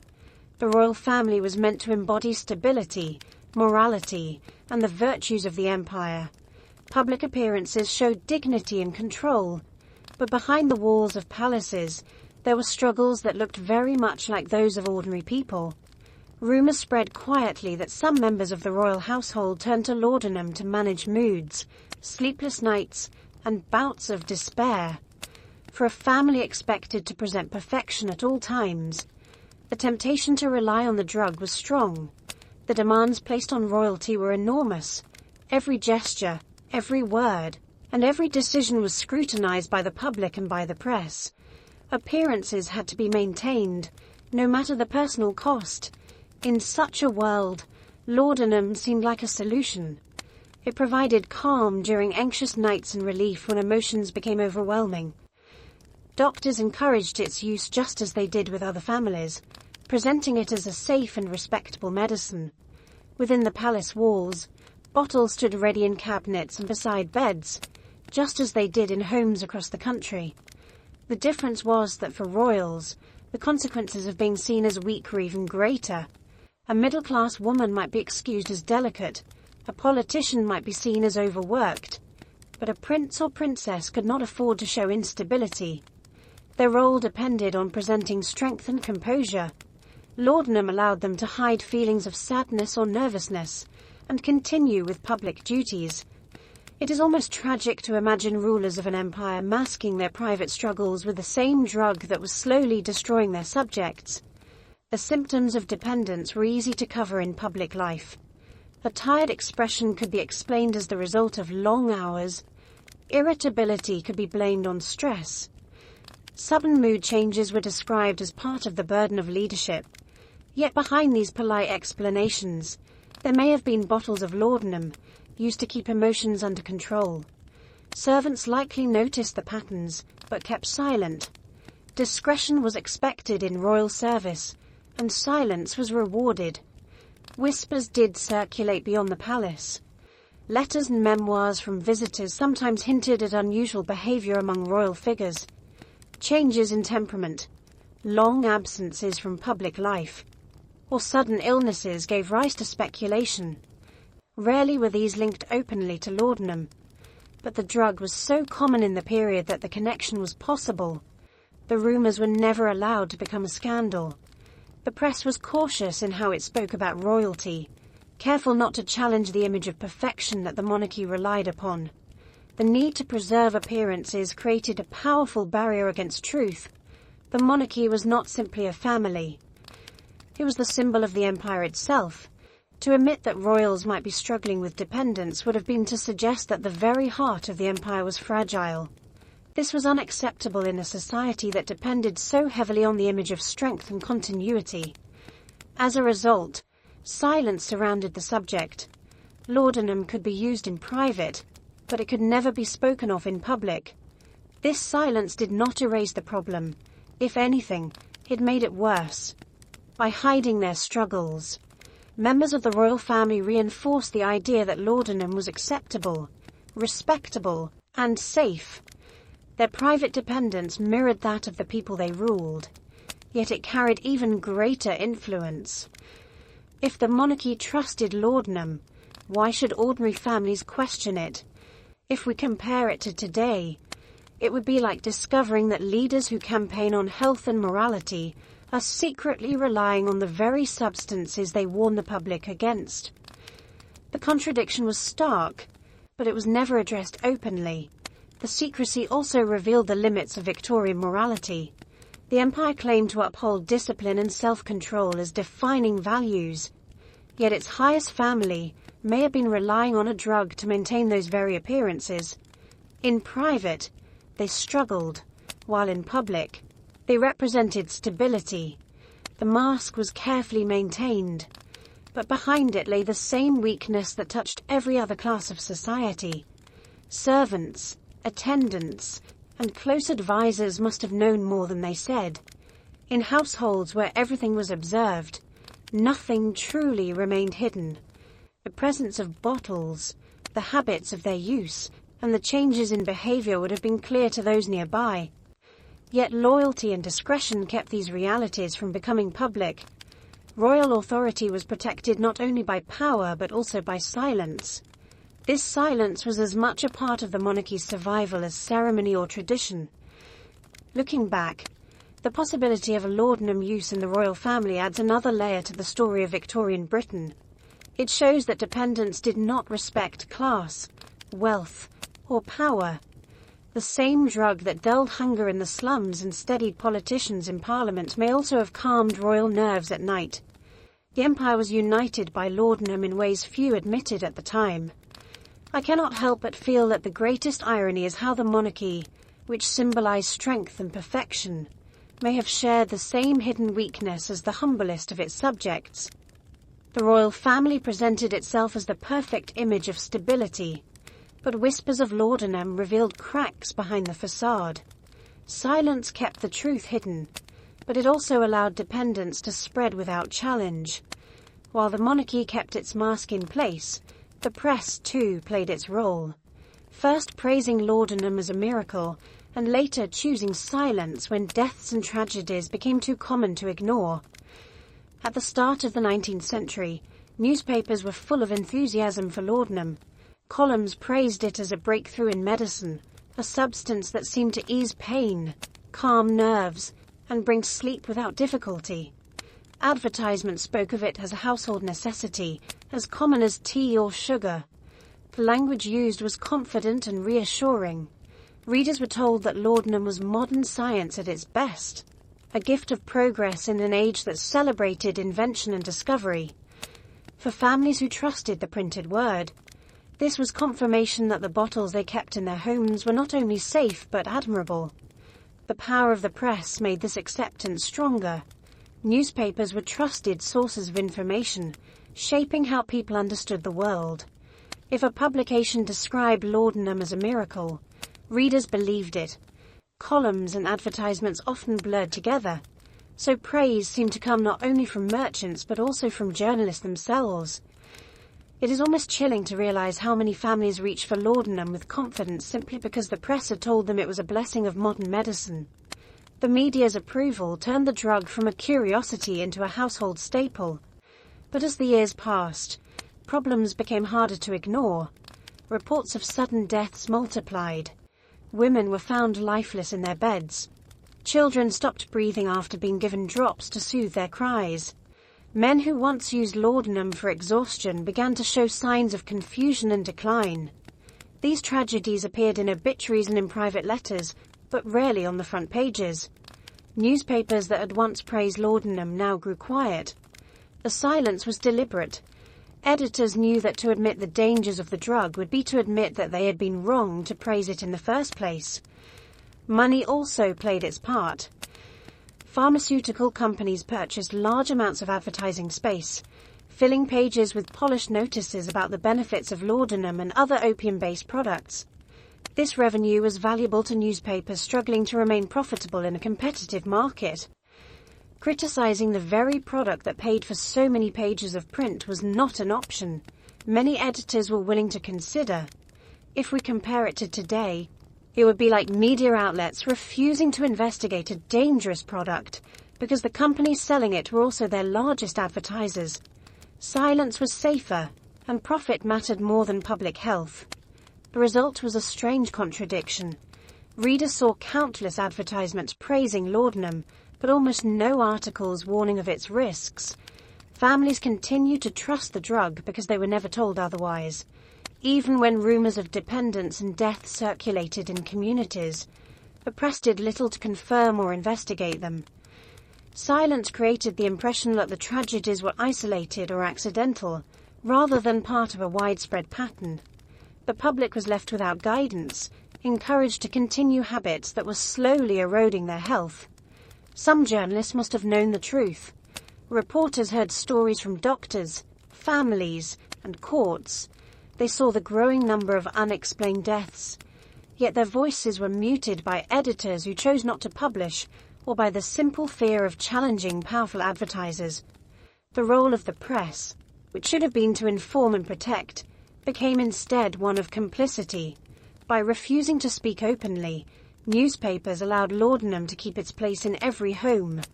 The silence was not complete. Occasionally, small pieces appeared warning of overuse, or letters to editors hinted at concern. These were often buried deep within pages, far from the headlines. They did little to counter the overwhelming presence of advertisements and praise. Families who wanted reassurance found it easily. Those who sought warnings had to look much harder. In this way, the press helped shape a society that saw laudanum as harmless, even when the evidence was mounting against it. The consequences of this silence were immense. Without strong warnings, families continued to use laudanum freely. Dependence spread quietly, disguised as ordinary life. Tragedies multiplied, but they were treated as private misfortunes rather than public concerns. The absence of press coverage meant that the issue never became a matter of national debate. Politicians did not face pressure to regulate. Doctors were not forced to reconsider their prescriptions, and families were not encouraged to question their habits. The press had the power to raise an alarm but chose to remain quiet. Looking back, the complicity of newspapers seems undeniable. They helped build laudanum's reputation, profited from its advertising, and then looked away when the damage became clear. Their silence mirrored the silence of the church, the doctors, and the aristocracy.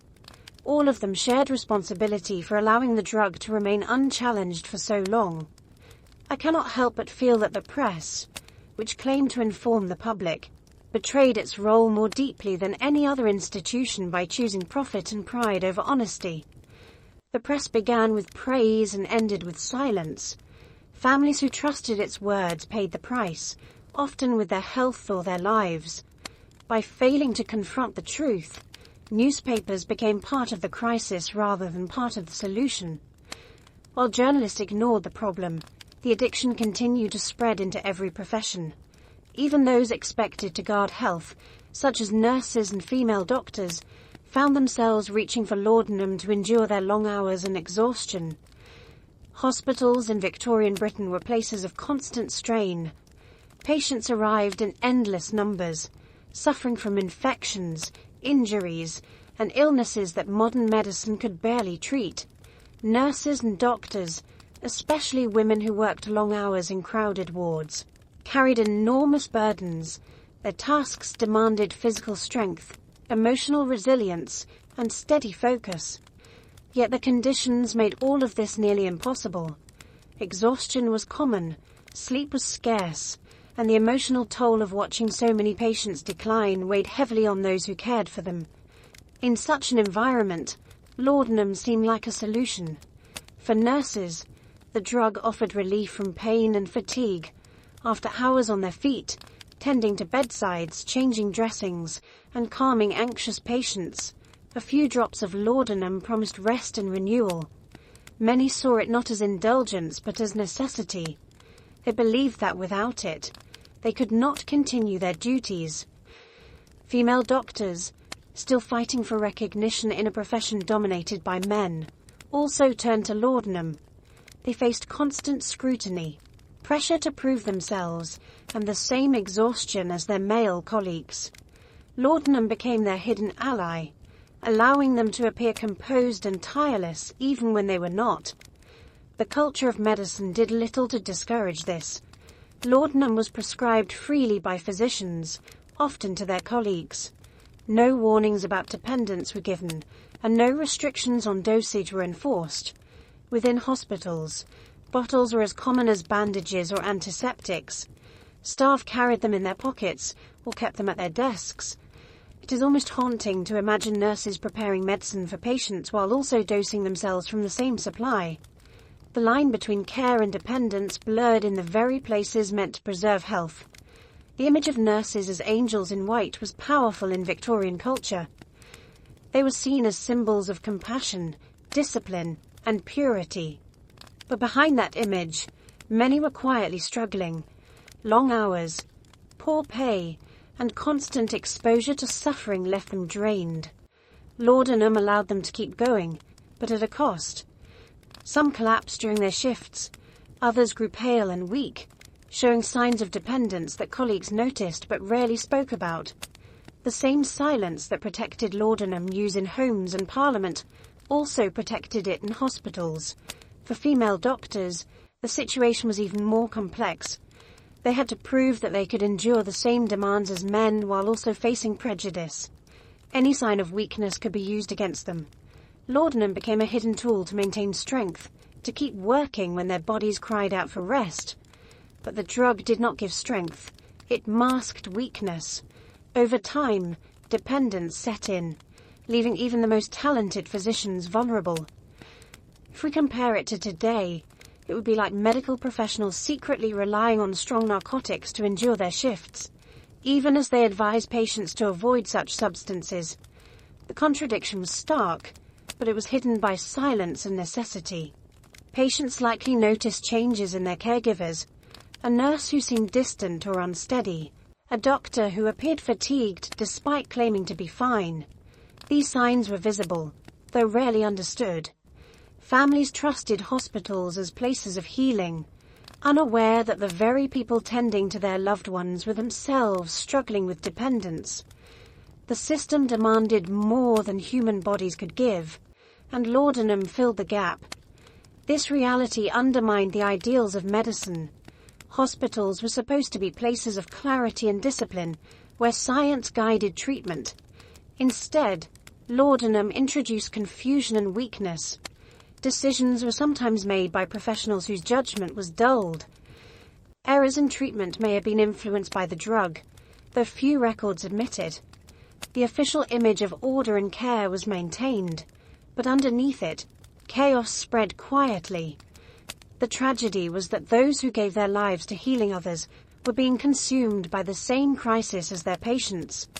Nurses who were praised as devoted and selfless often paid the highest price in private.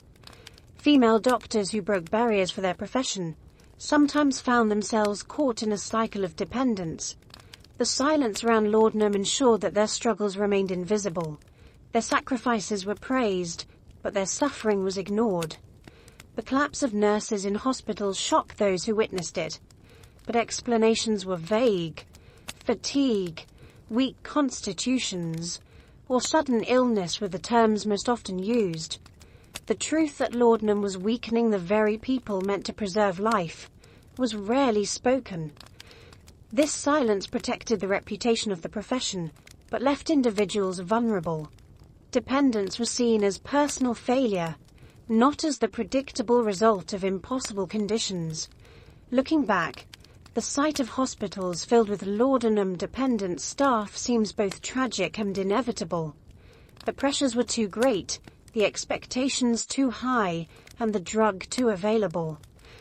I cannot help but feel that the image of angels in white was always shadowed by the reality of tired women leaning on laudanum just to make it through another day.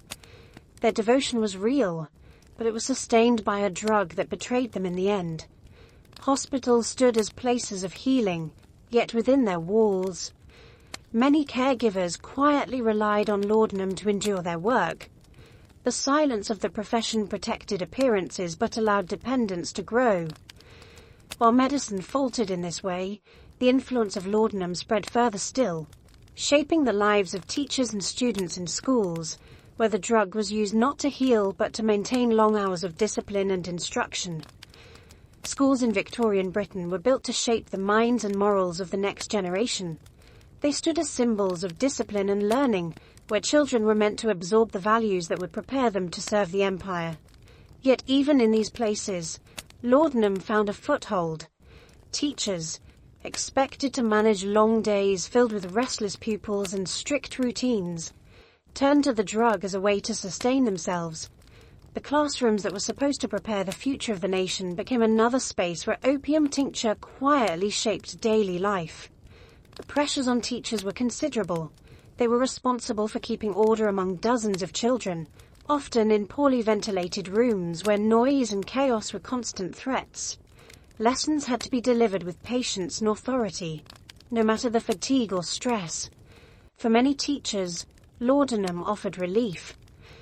A few drops allowed them to push through exhaustion, to maintain calm when tempers frayed, and to meet the endless demands of their profession. The drug became a silent tool of survival, just as it had in hospitals, workshops, and homes. Teachers justified their use as practical, even necessary. They did not see themselves as indulgent or weak. They saw themselves as professionals doing what was required to fulfill their duties. Laudanum calmed their nerves, soothed their headaches, and allowed them to stand before their pupils day after day. The habit was explained away as a medical necessity, not a personal failing. It is almost unsettling to imagine classrooms filled with children being guided by adults who had just steadied themselves with opium tincture. The drug blurred the line between care and dependence, between discipline and quiet weakness. The influence did not stop with teachers. Older students noticed the habits of the adults around them. They saw bottles in desks or caught glimpses of drops being taken discreetly. In a culture where laudanum was normalized in homes and churches, it was easy for adolescents to imitate what they observed. Curiosity turned into experimentation, and experimentation turned into use. Teenagers began to take laudanum themselves, treating it as part of adulthood, a mark of maturity rather than a danger. This pattern spread quietly. A society that already accepted laudanum as normal saw nothing unusual about young people trying it. Parents who gave drops to infants to keep them quiet could hardly protest when older children sought them out for themselves. Schools, which were supposed to shape discipline, became places where dependence took root. The very institutions that claimed to prepare children for the responsibilities of empire were quietly teaching them habits that would weaken them for life. Consequences were serious. Students who experimented with laudanum often found themselves distracted or dulled. Concentration slipped, lessons were forgotten, and ambitions faded. Teachers, themselves dependent, were often in no position to recognize or stop the problem. They modeled the same habits they should have been discouraging. The cycle reinforced itself, with one generation passing the practice to the next. If we compare it to today, it will be like students watching their teachers rely on sedatives during class, and then quietly adopting the same habits for themselves. The message was clear. Even if no one spoke it aloud, laudanum was part of ordinary life. The normalization of laudanum in schools revealed the depth of its reach. No institution was immune. Families, churches, hospitals, courts, parliament, and now classrooms, all were touched. The empire's future leaders were being shaped in an environment where dependence was not only common but accepted. The lessons of discipline and morality were undermined by the silent presence of opium in the very places meant to teach them. Some accounts from the period hint at this hidden reality. Memoirs mention teachers who seemed distant or drowsy, classrooms where order collapsed because the instructor lacked energy, and students who passed around bottles behind closed doors. None of this was treated as scandalous. It was explained as fatigue, poor health, or youthful mischief. The possibility of laudanum was rarely named, though it was always nearby. Silence kept the habit invisible, just as it did in so many other areas of Victorian life. The impact on the next generation was profound. Children raised in homes where laudanum was present, then educated in schools where teachers used it, grew up believing dependence was simply part of life. They entered adulthood already shaped by the drug, whether through personal use or through the example of authority figures. The empire prided itself on building strong citizens, yet it was quietly ensuring that its youth carried the same weakness that hollowed out their parents. The irony is striking. Schools were supposed to prepare children to serve the empire, to carry forward its strength and morality. Instead, they became places where dependence was reinforced. Lessons in mathematics, literature, and discipline were accompanied by an unspoken lesson that laudanum was acceptable, useful, even necessary. I cannot help but feel that this hidden lesson shaped the empire's decline as much as any failure of politics or war. An empire cannot remain strong if its children grow up believing weakness is normal. Classrooms, once thought to be sanctuaries of learning and discipline, were quietly influenced by laudanum. Teachers used it to endure their duties, while students imitated their elders and began habits that would last a lifetime. Silence and normalization allowed the drug to spread unchecked, shaping the very generation that was supposed to secure the empire's future. As laudanum became a silent presence in schools, it also seeped into other institutions of order. Police officers and prison guards, tasked with maintaining discipline in society, found themselves turning to the same drug to manage their own long hours and physical strain. Law and order in Victorian Britain was supposed to stand apart from the weaknesses of ordinary life. Police officers patrolled the streets to protect families and enforce discipline, while prisons were built to contain those who broke the law. Yet even here, laudanum was present. Addiction-filled cells crept into the daily routines of the very officers who claimed to guard society from vice. The system that promised safety and control was itself undermined by the quiet influence of opium tincture. Many of the crimes that brought people before the police were connected to laudanum. Dependents often pushed the poor into desperate acts. Men and women stole from shops, employers, or even their own families in order to buy another bottle. Thieves were caught with laudanum still in their pockets, evidence of the habit that drove their actions. Courts sentenced them as criminals, but their real crime was dependence that no one wanted to name. It is almost heartbreaking to imagine a society punishing men and women for theft, when what truly drove them was the haze of a drug the government itself allowed to flow freely. Prisons quickly became crowded with such offenders. Behind the bars, withdrawal appeared as restlessness, trembling, and sudden illness. Jailers and guards, untrained to handle the symptoms, treated these prisoners as disruptive or violent. Few recognized that what they were witnessing was the pains of addiction. Records from the time described sudden deaths in cells, often explained as weakness or poor health. The reality was that men and women who had lived on laudanum for years were suddenly deprived of it, their bodies unable to endure the shock. The silence that surrounded laudanum outside the prison walls continued inside. Addiction was never mentioned. Prisoners were punished for misbehavior, not treated for illness. Guards who saw the suffering often did not understand it, or if they did, chose not to speak of it. The idea that crime and vice were moral failings fit better with Victorian ideals than the reality of dependence. This allowed the problem to grow unchecked, as society focused on punishment rather than understanding. The irony deepened when the police themselves turned to laudanum.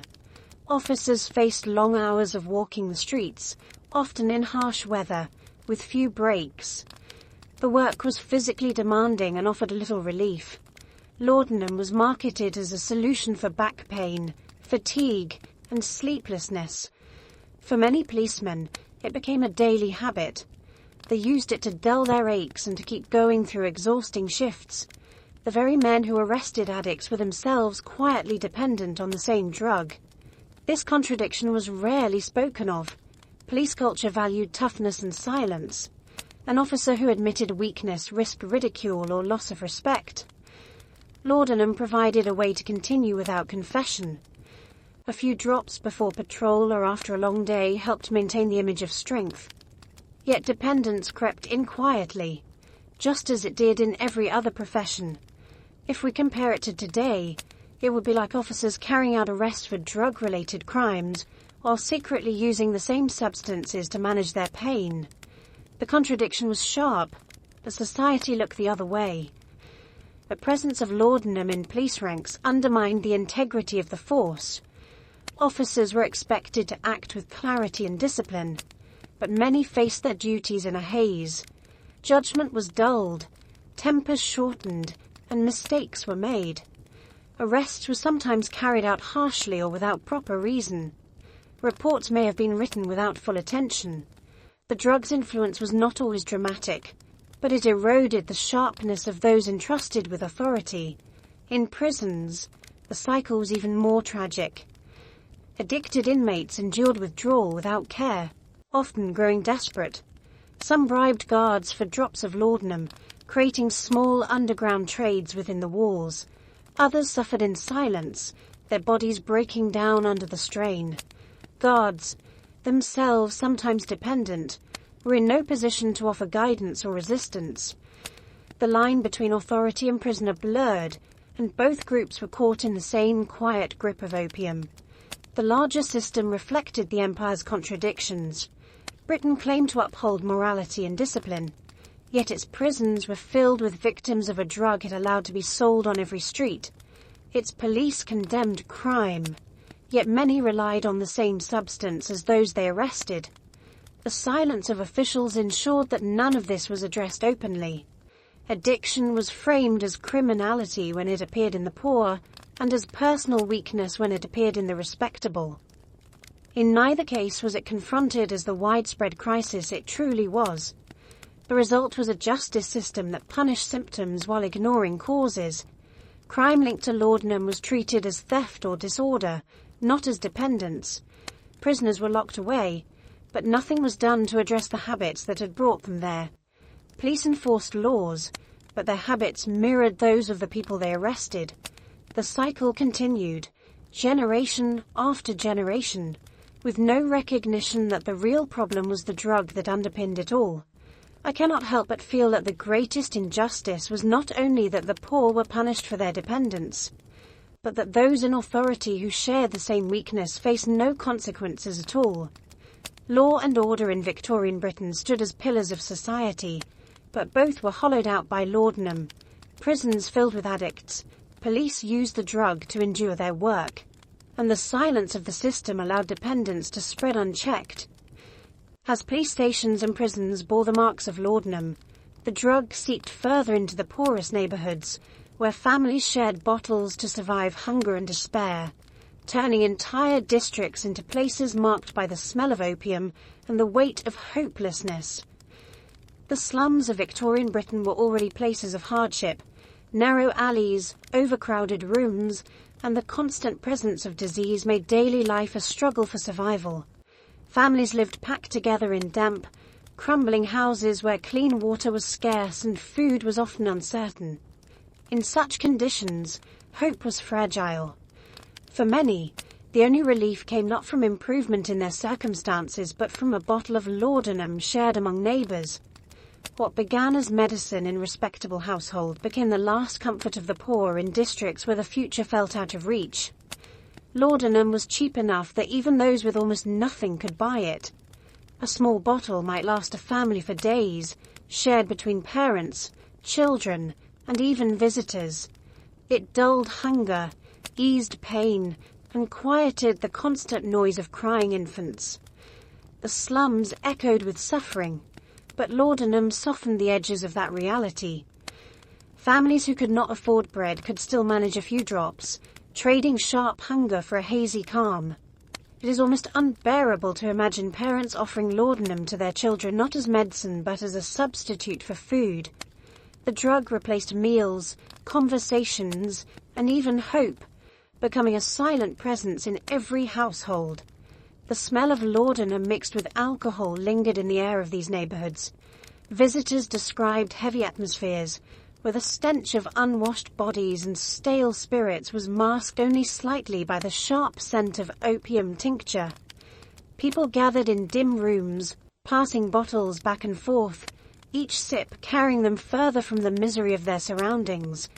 Conversations grew slow, laughter sounded hollow, and silences stretched long. The drug did not erase poverty, but it made it easier to endure for a few hours. In these slums, laudanum was not hidden. Bottles sat openly on tables or shelves, no different from a loaf of bread or a jug of water. Mothers compared how much they gave their children, and men discussed how many drops helped them sleep through cold nights. Addiction was not named because everyone was caught in the same cycle. Dependence was ordinary, not exceptional. This normalization erased caution, making the drug feel like part of survival rather than a threat to it. The cycle deepened with every generation. Children grew up watching their parents sip laudanum when hunger struck or when illness overwhelmed them. By the time they were old enough, they too reached for the bottle. The habit passed silently from one generation to the next, shaping bodies and minds long before adulthood. What should have been the energy of youth was replaced by lethargy, and dreams of escape faded before they could even take shape. The slums became places where the future was not imagined, only endured. Laudanum was also used to control despair.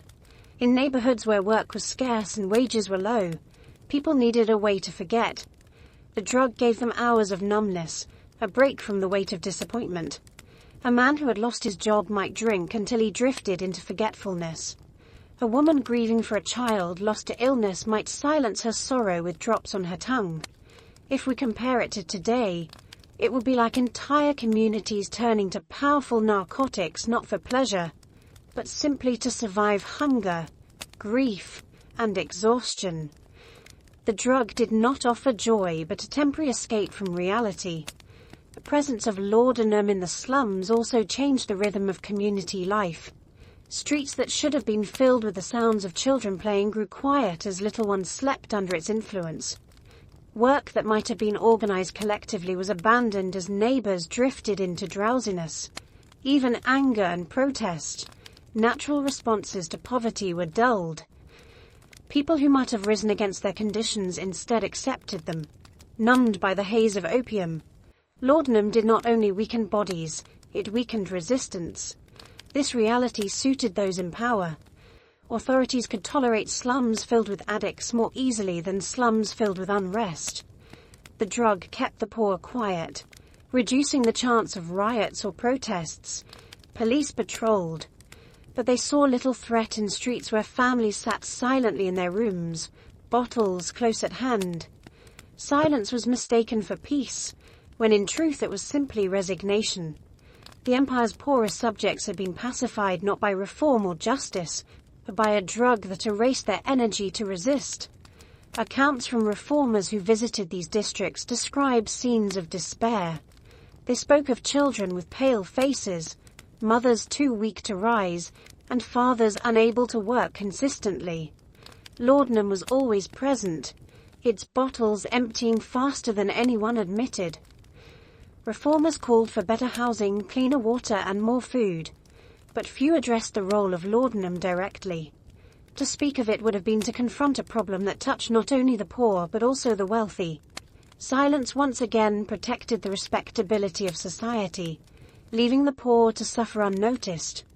The tragedy of the slums was not only poverty, but the way laudanum masked it. Hunger, grief, and despair were hidden under a blanket of numbness.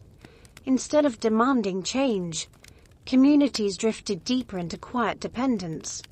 I cannot help but feel that these neighborhoods, filled with families who once might have dreamed of a better life, were slowly transformed into places where survival meant surrender. The drug did not solve their problems, but it convinced them to stop fighting against them.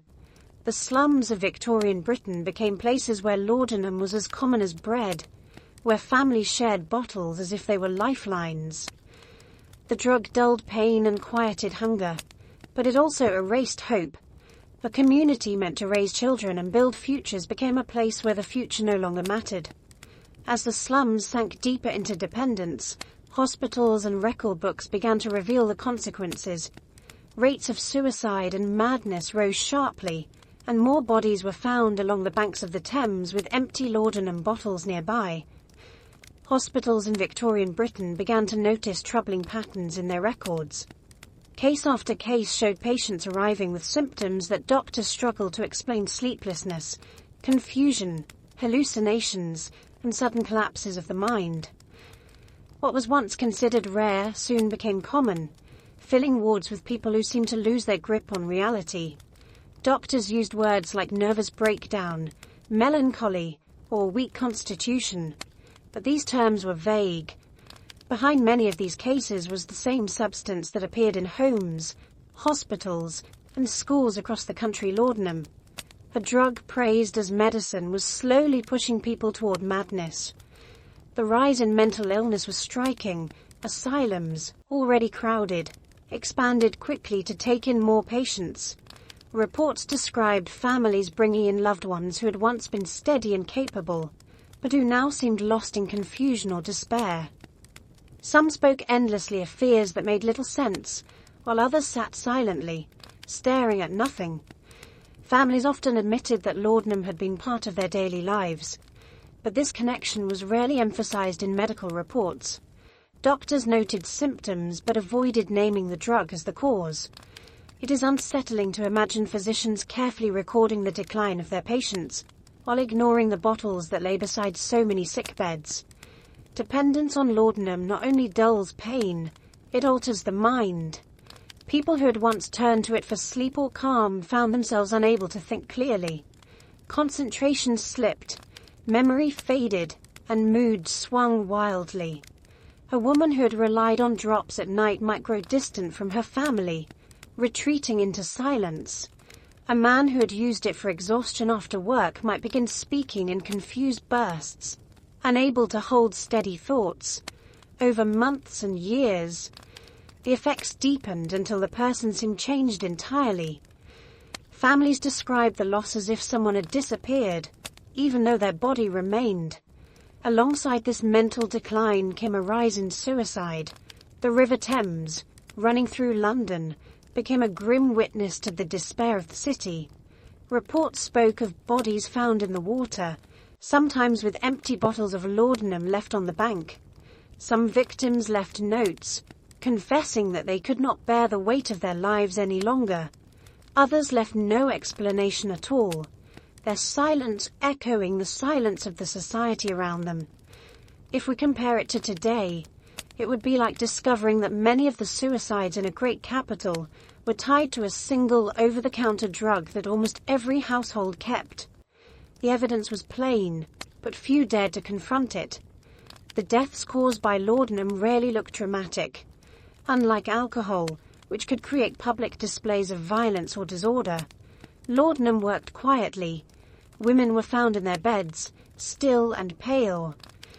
Children slipped away after doses meant to calm their crying. Men collapsed in their homes, bottles near their hands. Doctors often attributed these deaths to weakness, frailty, or mysterious illness.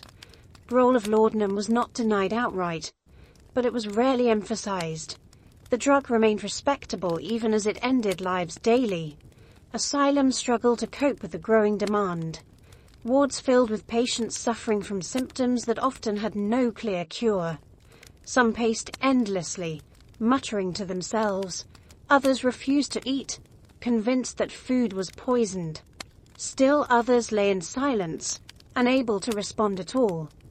The medical staff did their best, but without acknowledging laudanum as a cause, they had little chance of addressing the true problem. Records spoke of madness as if it were a mystery of the age, when in reality a large part of it was the predictable result of widespread dependence. The tragedy was compounded by the silence of society. Newspapers reported rising cases of madness and suicide, but they rarely linked these problems directly to laudanum. Families whispered about losses but avoided naming the drug. Admitting dependence was considered shameful, so deaths were explained away in softer terms.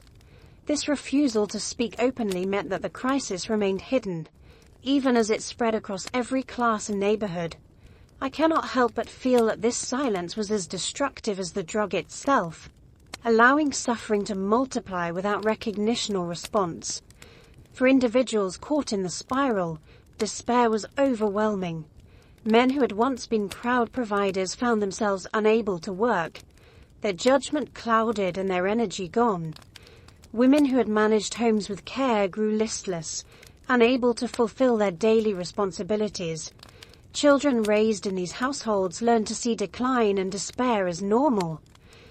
The drug shaped not only bodies and minds, but also entire family structures, leaving scars that extended far beyond individual lives.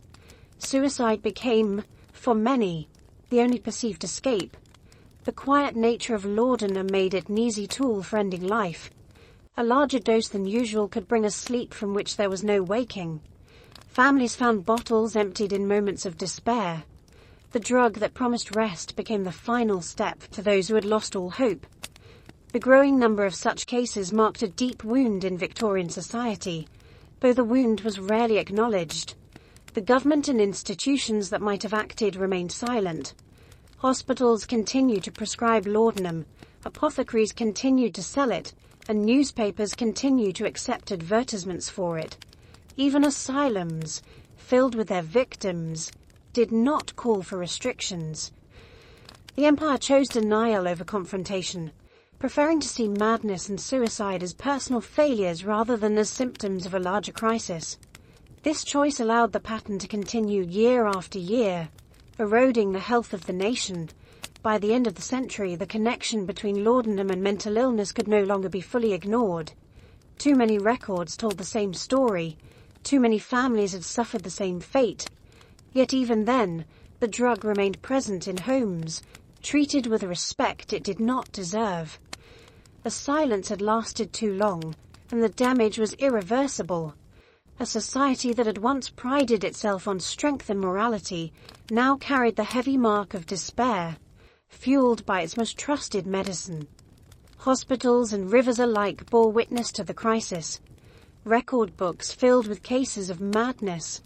While the Thames carried the bodies of those who had chosen to end their suffering, laudanum did not heal, it destroyed, it did not save, it condemned. As despair spread, society itself began to fracture. Families, neighborhoods, and entire communities were split between those who admitted their dependence and those who denied it. Victorian Britain became a place where the line between truth and pretense blurred, and where almost everyone lived under the same quiet shadow. Victorian Britain was a place obsessed with appearances, families, institutions, and even the empire itself worked hard to project an image of control, morality, and strength. Yet beneath that polished surface, laudanum quietly shaped daily life. The drug was so common that almost everyone had tried it, relied on it, or lived with someone who did.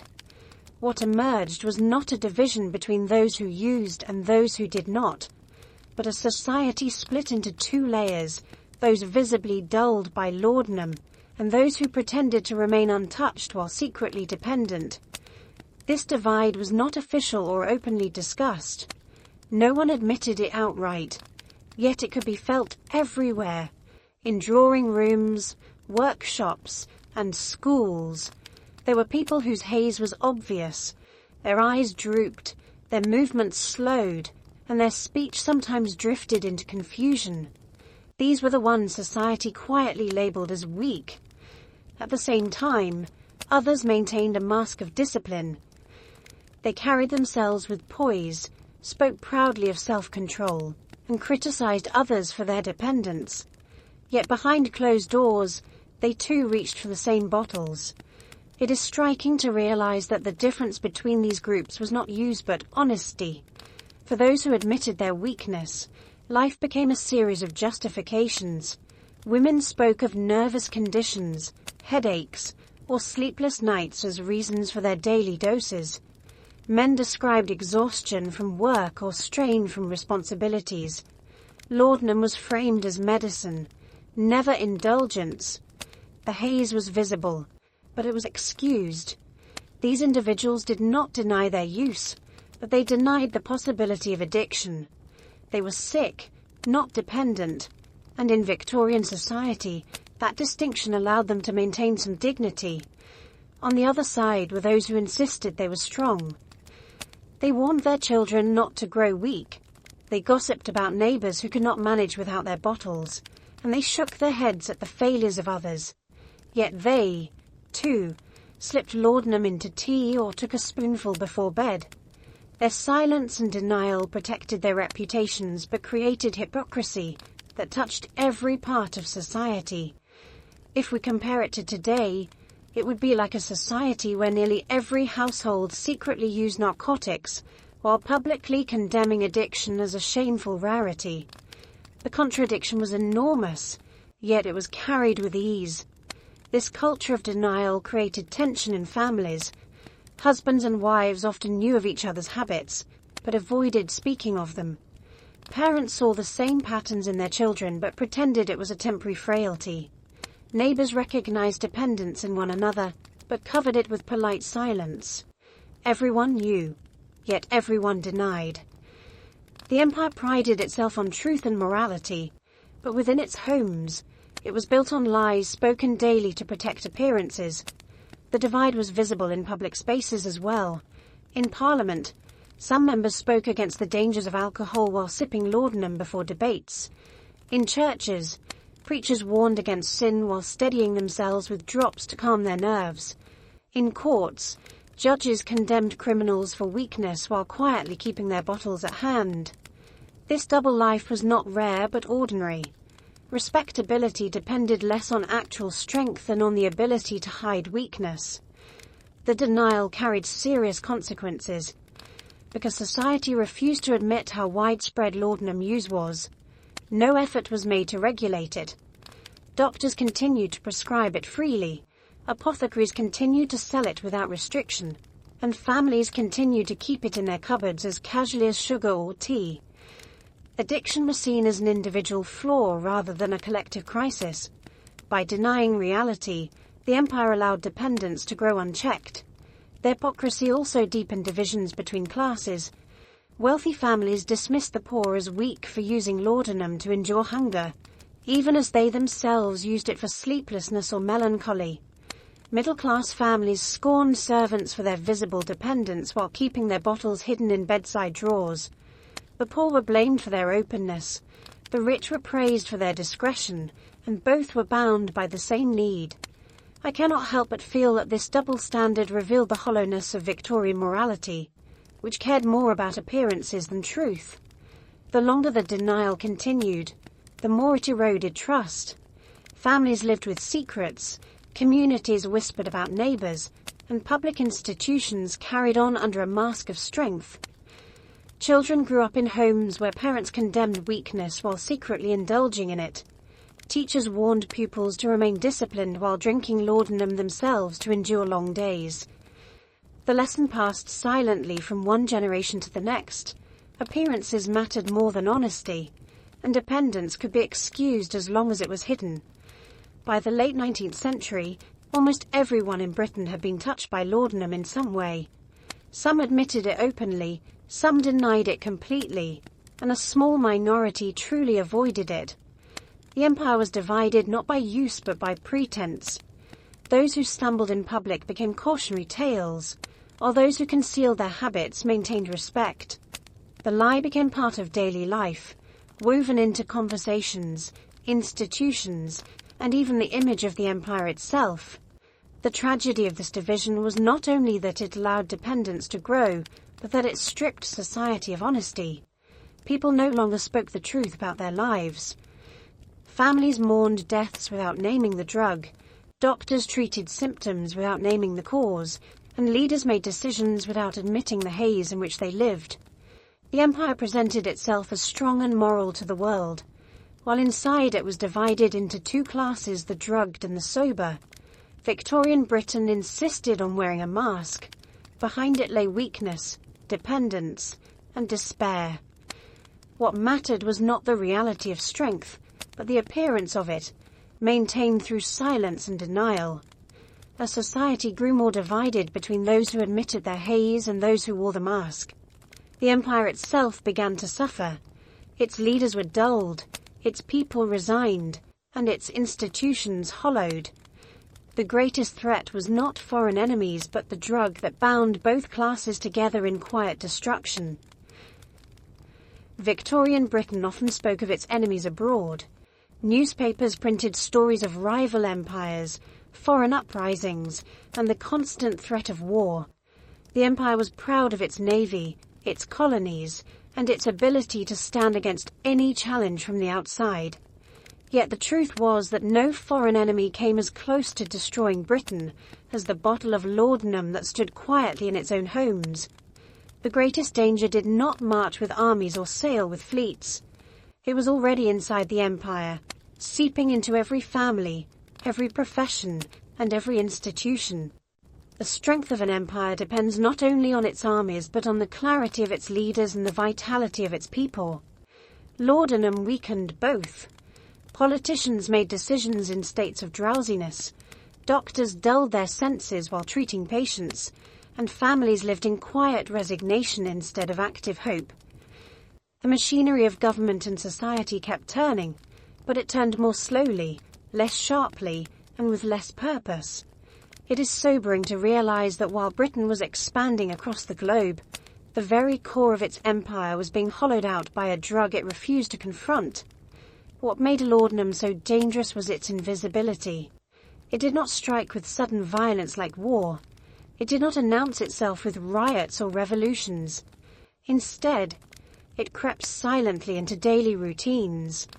Leaders who believed themselves strong relied on it to sleep, to calm their nerves, or to endure long hours of debate. Workers who prided themselves on endurance took it to push through exhaustion. Families who valued order used it to quiet children. In every case, laudanum appeared as a solution, not a threat. Yet each sip chipped away at the empire's vitality. Foreign rivals were visible and therefore manageable. Armies could be confronted, treaties negotiated, and territories defended. But laudanum dissolved strength from within, leaving the empire vulnerable without a single shot being fired. Decisions that shaped colonies, trade, and governance were made by minds dulled by opium tincture. The empire's vast reach looked impressive on maps, but its foundation grew weaker each year. A body that appears powerful can still be sick, and Britain was a giant already carrying an illness it refused to name. The loss of clarity was perhaps the most damaging effect. An empire requires vision, the ability to anticipate change, and to act with confidence. Laudanum stripped that vision away. Leaders sank into indecision, distracted by their struggles. Judges lost precision in the courts. Teachers passed along haze instead of discipline. Families stopped dreaming of better futures. The drug did not need to overthrow the empire. It simply slowed it until it could no longer keep up with the demands of power. The empire's pride in morality also collapsed under the weight of laudanum. Britain presented itself as the guardian of discipline, faith, and virtue, especially in contrast to the peoples it ruled overseas. Yet within its borders, it allowed dependence to flourish unchecked. The hypocrisy was visible to anyone who looked closely. How could an empire claim to teach civilization when its citizens, from the poorest laborers to the highest lords, leaned daily on a bottle of opium? If we compare it to today, it would be like a nation preaching strength to the world while quietly drowning in an addiction it refuses to acknowledge. The message of superiority rang hollow, undermined by the reality of weakness. The imagery often used to describe Britain as a body makes the problem clear. The empire was spoken of as a giant, a powerful organism stretching across continents. Yet even the strongest body can be undone by disease. Laudanum was that disease, spreading slowly but relentlessly, weakening organs one by one. The head of government grew clouded, the heart of families grew weary, and the limbs of workers lost strength. From the outside, the body still stood tall, but inside it was already collapsing. The tragedy is that this collapse was not inevitable. Britain faced wars, rebellions, and economic crises throughout the 19th century, but it survived them all.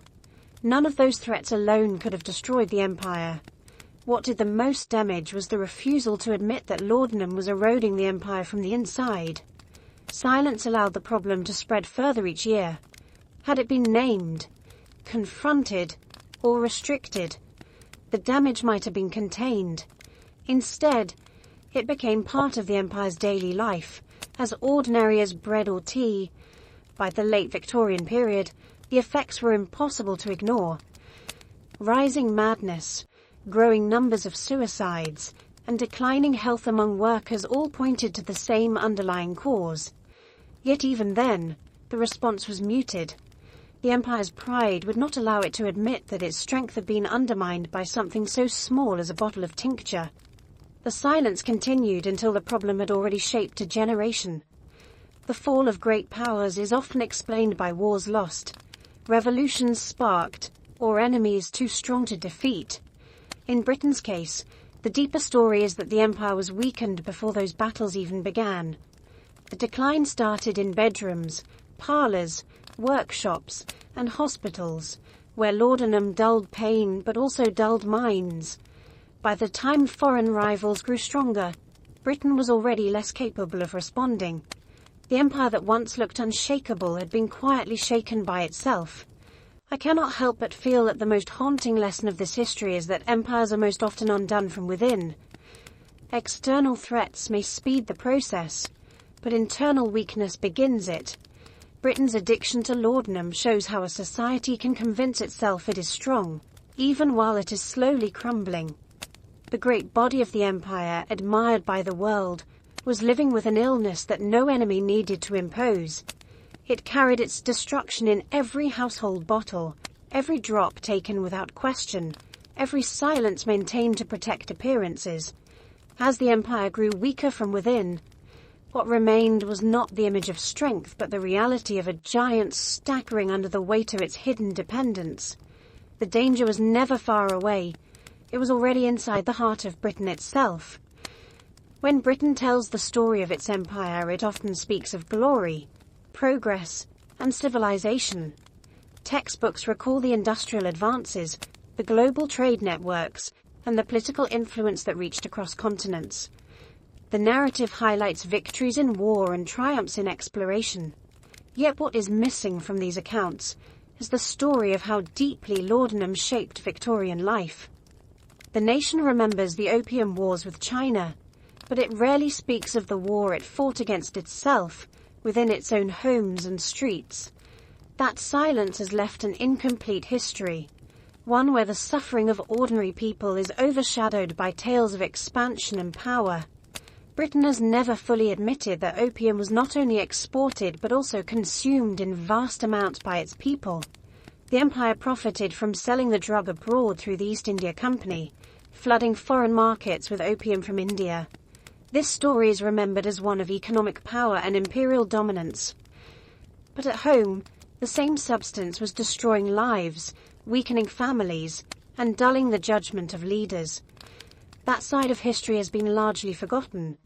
It is as though Britain chose to remember itself as a dealer to the world, while erasing the fact that it was also its own most loyal customer. The descendants of the Victorians inherit a complicated legacy. On one hand, they look back with pride at the achievements of their ancestors. On the other hand, they rarely consider how much of that achievement was clouded by laudanum.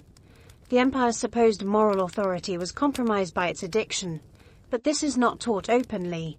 Instead, history emphasizes battles fought abroad while neglecting the quiet battles fought in drawing rooms, workshops, and slums. Those battles were often lost, and their losses shaped generations. The tragedy is not only that so many lives were destroyed, but that the destruction was hidden beneath respectability. Women were described as delicate rather than dependent. Men were called weak rather than addicted. Children were said to have died from frailty rather than from overdoses. By choosing softer words, Victorian Britain protected its image but condemned its people to continued suffering. Silence became part of the addiction itself. To speak openly would have shattered the mask of strength. So the truth was buried. That silence continues today. Modern Britain rarely acknowledges the scale of laudanum use among Victorians. Museums may display bottles, and novels may reference their presence, but the depth of their impact is rarely confronted. The official memory is one of invention, empire, and reform, not one of addiction. Yet if we measure the scale of lives touched, laudanum shaped the Victorian age as much as steam engines or colonial conquests.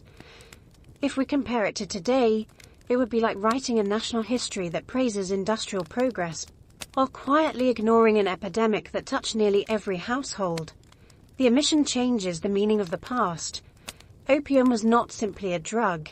It became a curse Britain cast upon itself. By selling it abroad, the empire enriched itself at the expense of others. By consuming it at home, it weakened its foundations. The drug that built fortunes also hollowed out families. The The empire that boasted of morality carried within it the quiet decay of dependence. The contradiction was not resolved, but passed down as an unspoken legacy. To confront this history would mean admitting that Britain's greatest enemy was not always abroad, but within. It would mean acknowledging that the Victorians, for all their talk of strength and virtue, lived under the influence of a substance they barely questioned. It would mean seeing laudanum not as a curiosity of the past, but as a central force that shaped the empire's decline. Such an admission would complicate the story Britain tells of itself, but it would also make it more honest. The silence leaves open wounds. The memory of those who suffered and died is not given its place in the story of the empire. Their struggles are hidden behind the grandeur of railways and colonies. Their despair is overshadowed by the language of progress. Yet without acknowledging them, history remains incomplete. I cannot help but feel that to forget the addicts of Victorian Britain is to forget the true cost of the empire's greatness. What remains is a shadowed legacy. Britain remembers the wars it fought to defend its trade in opium, but not the epidemic it allowed at home. It remembers the riches brought by the East India Company, but not the poverty deepened in the slums by laudanum. It remembers the speeches of its leaders, but not the haze under which many of those speeches were written and delivered. This selective memory protects national pride, but leaves the truth fractured. The final lesson of laudanum is not only about addiction, but about denial. An empire that could face foreign enemies with cannons and ships could not face its weakness honestly. It allowed silence to become policy and hypocrisy to become culture. By doing so, it ensured that opium became not just a substance, but a curse woven into the fabric of its history. The Victorians left behind railways, factories, and institutions, but they also left behind a legacy of dependence that shaped their world and ours. History has a way of simplifying the past into victories and defeats, progress and setbacks. But the story of laudanum does not fit easily into those categories. It was neither a clear battle won nor lost, but a slow erosion of strength from within. It shows that empires do not need foreign enemies to weaken them. Sometimes they carry their destruction in the very bottles they call medicine. Victorian Britain wanted to be remembered as strong, moral, and enlightened. Yet the shadow of laudanum shows a different reality. It shows a society that could not admit its own dependence, a people who wore masks of respectability while suffering in silence, and a nation that weakened itself even as it claimed to civilize the world. That is the truth that remains unacknowledged in Britain's official history. As we close this story, the lesson of laudanum lingers. It is a reminder that strength built on denial is fragile, and that silence about suffering only deepens it. Britain's greatest empire was not destroyed by enemies at its borders, but by a poison it welcomed into its own homes. That poison remains part of its legacy, whether admitted or not. Good night. May you rest peacefully, and may the quiet of your evening be free from the shadows that once haunted Victorian Britain.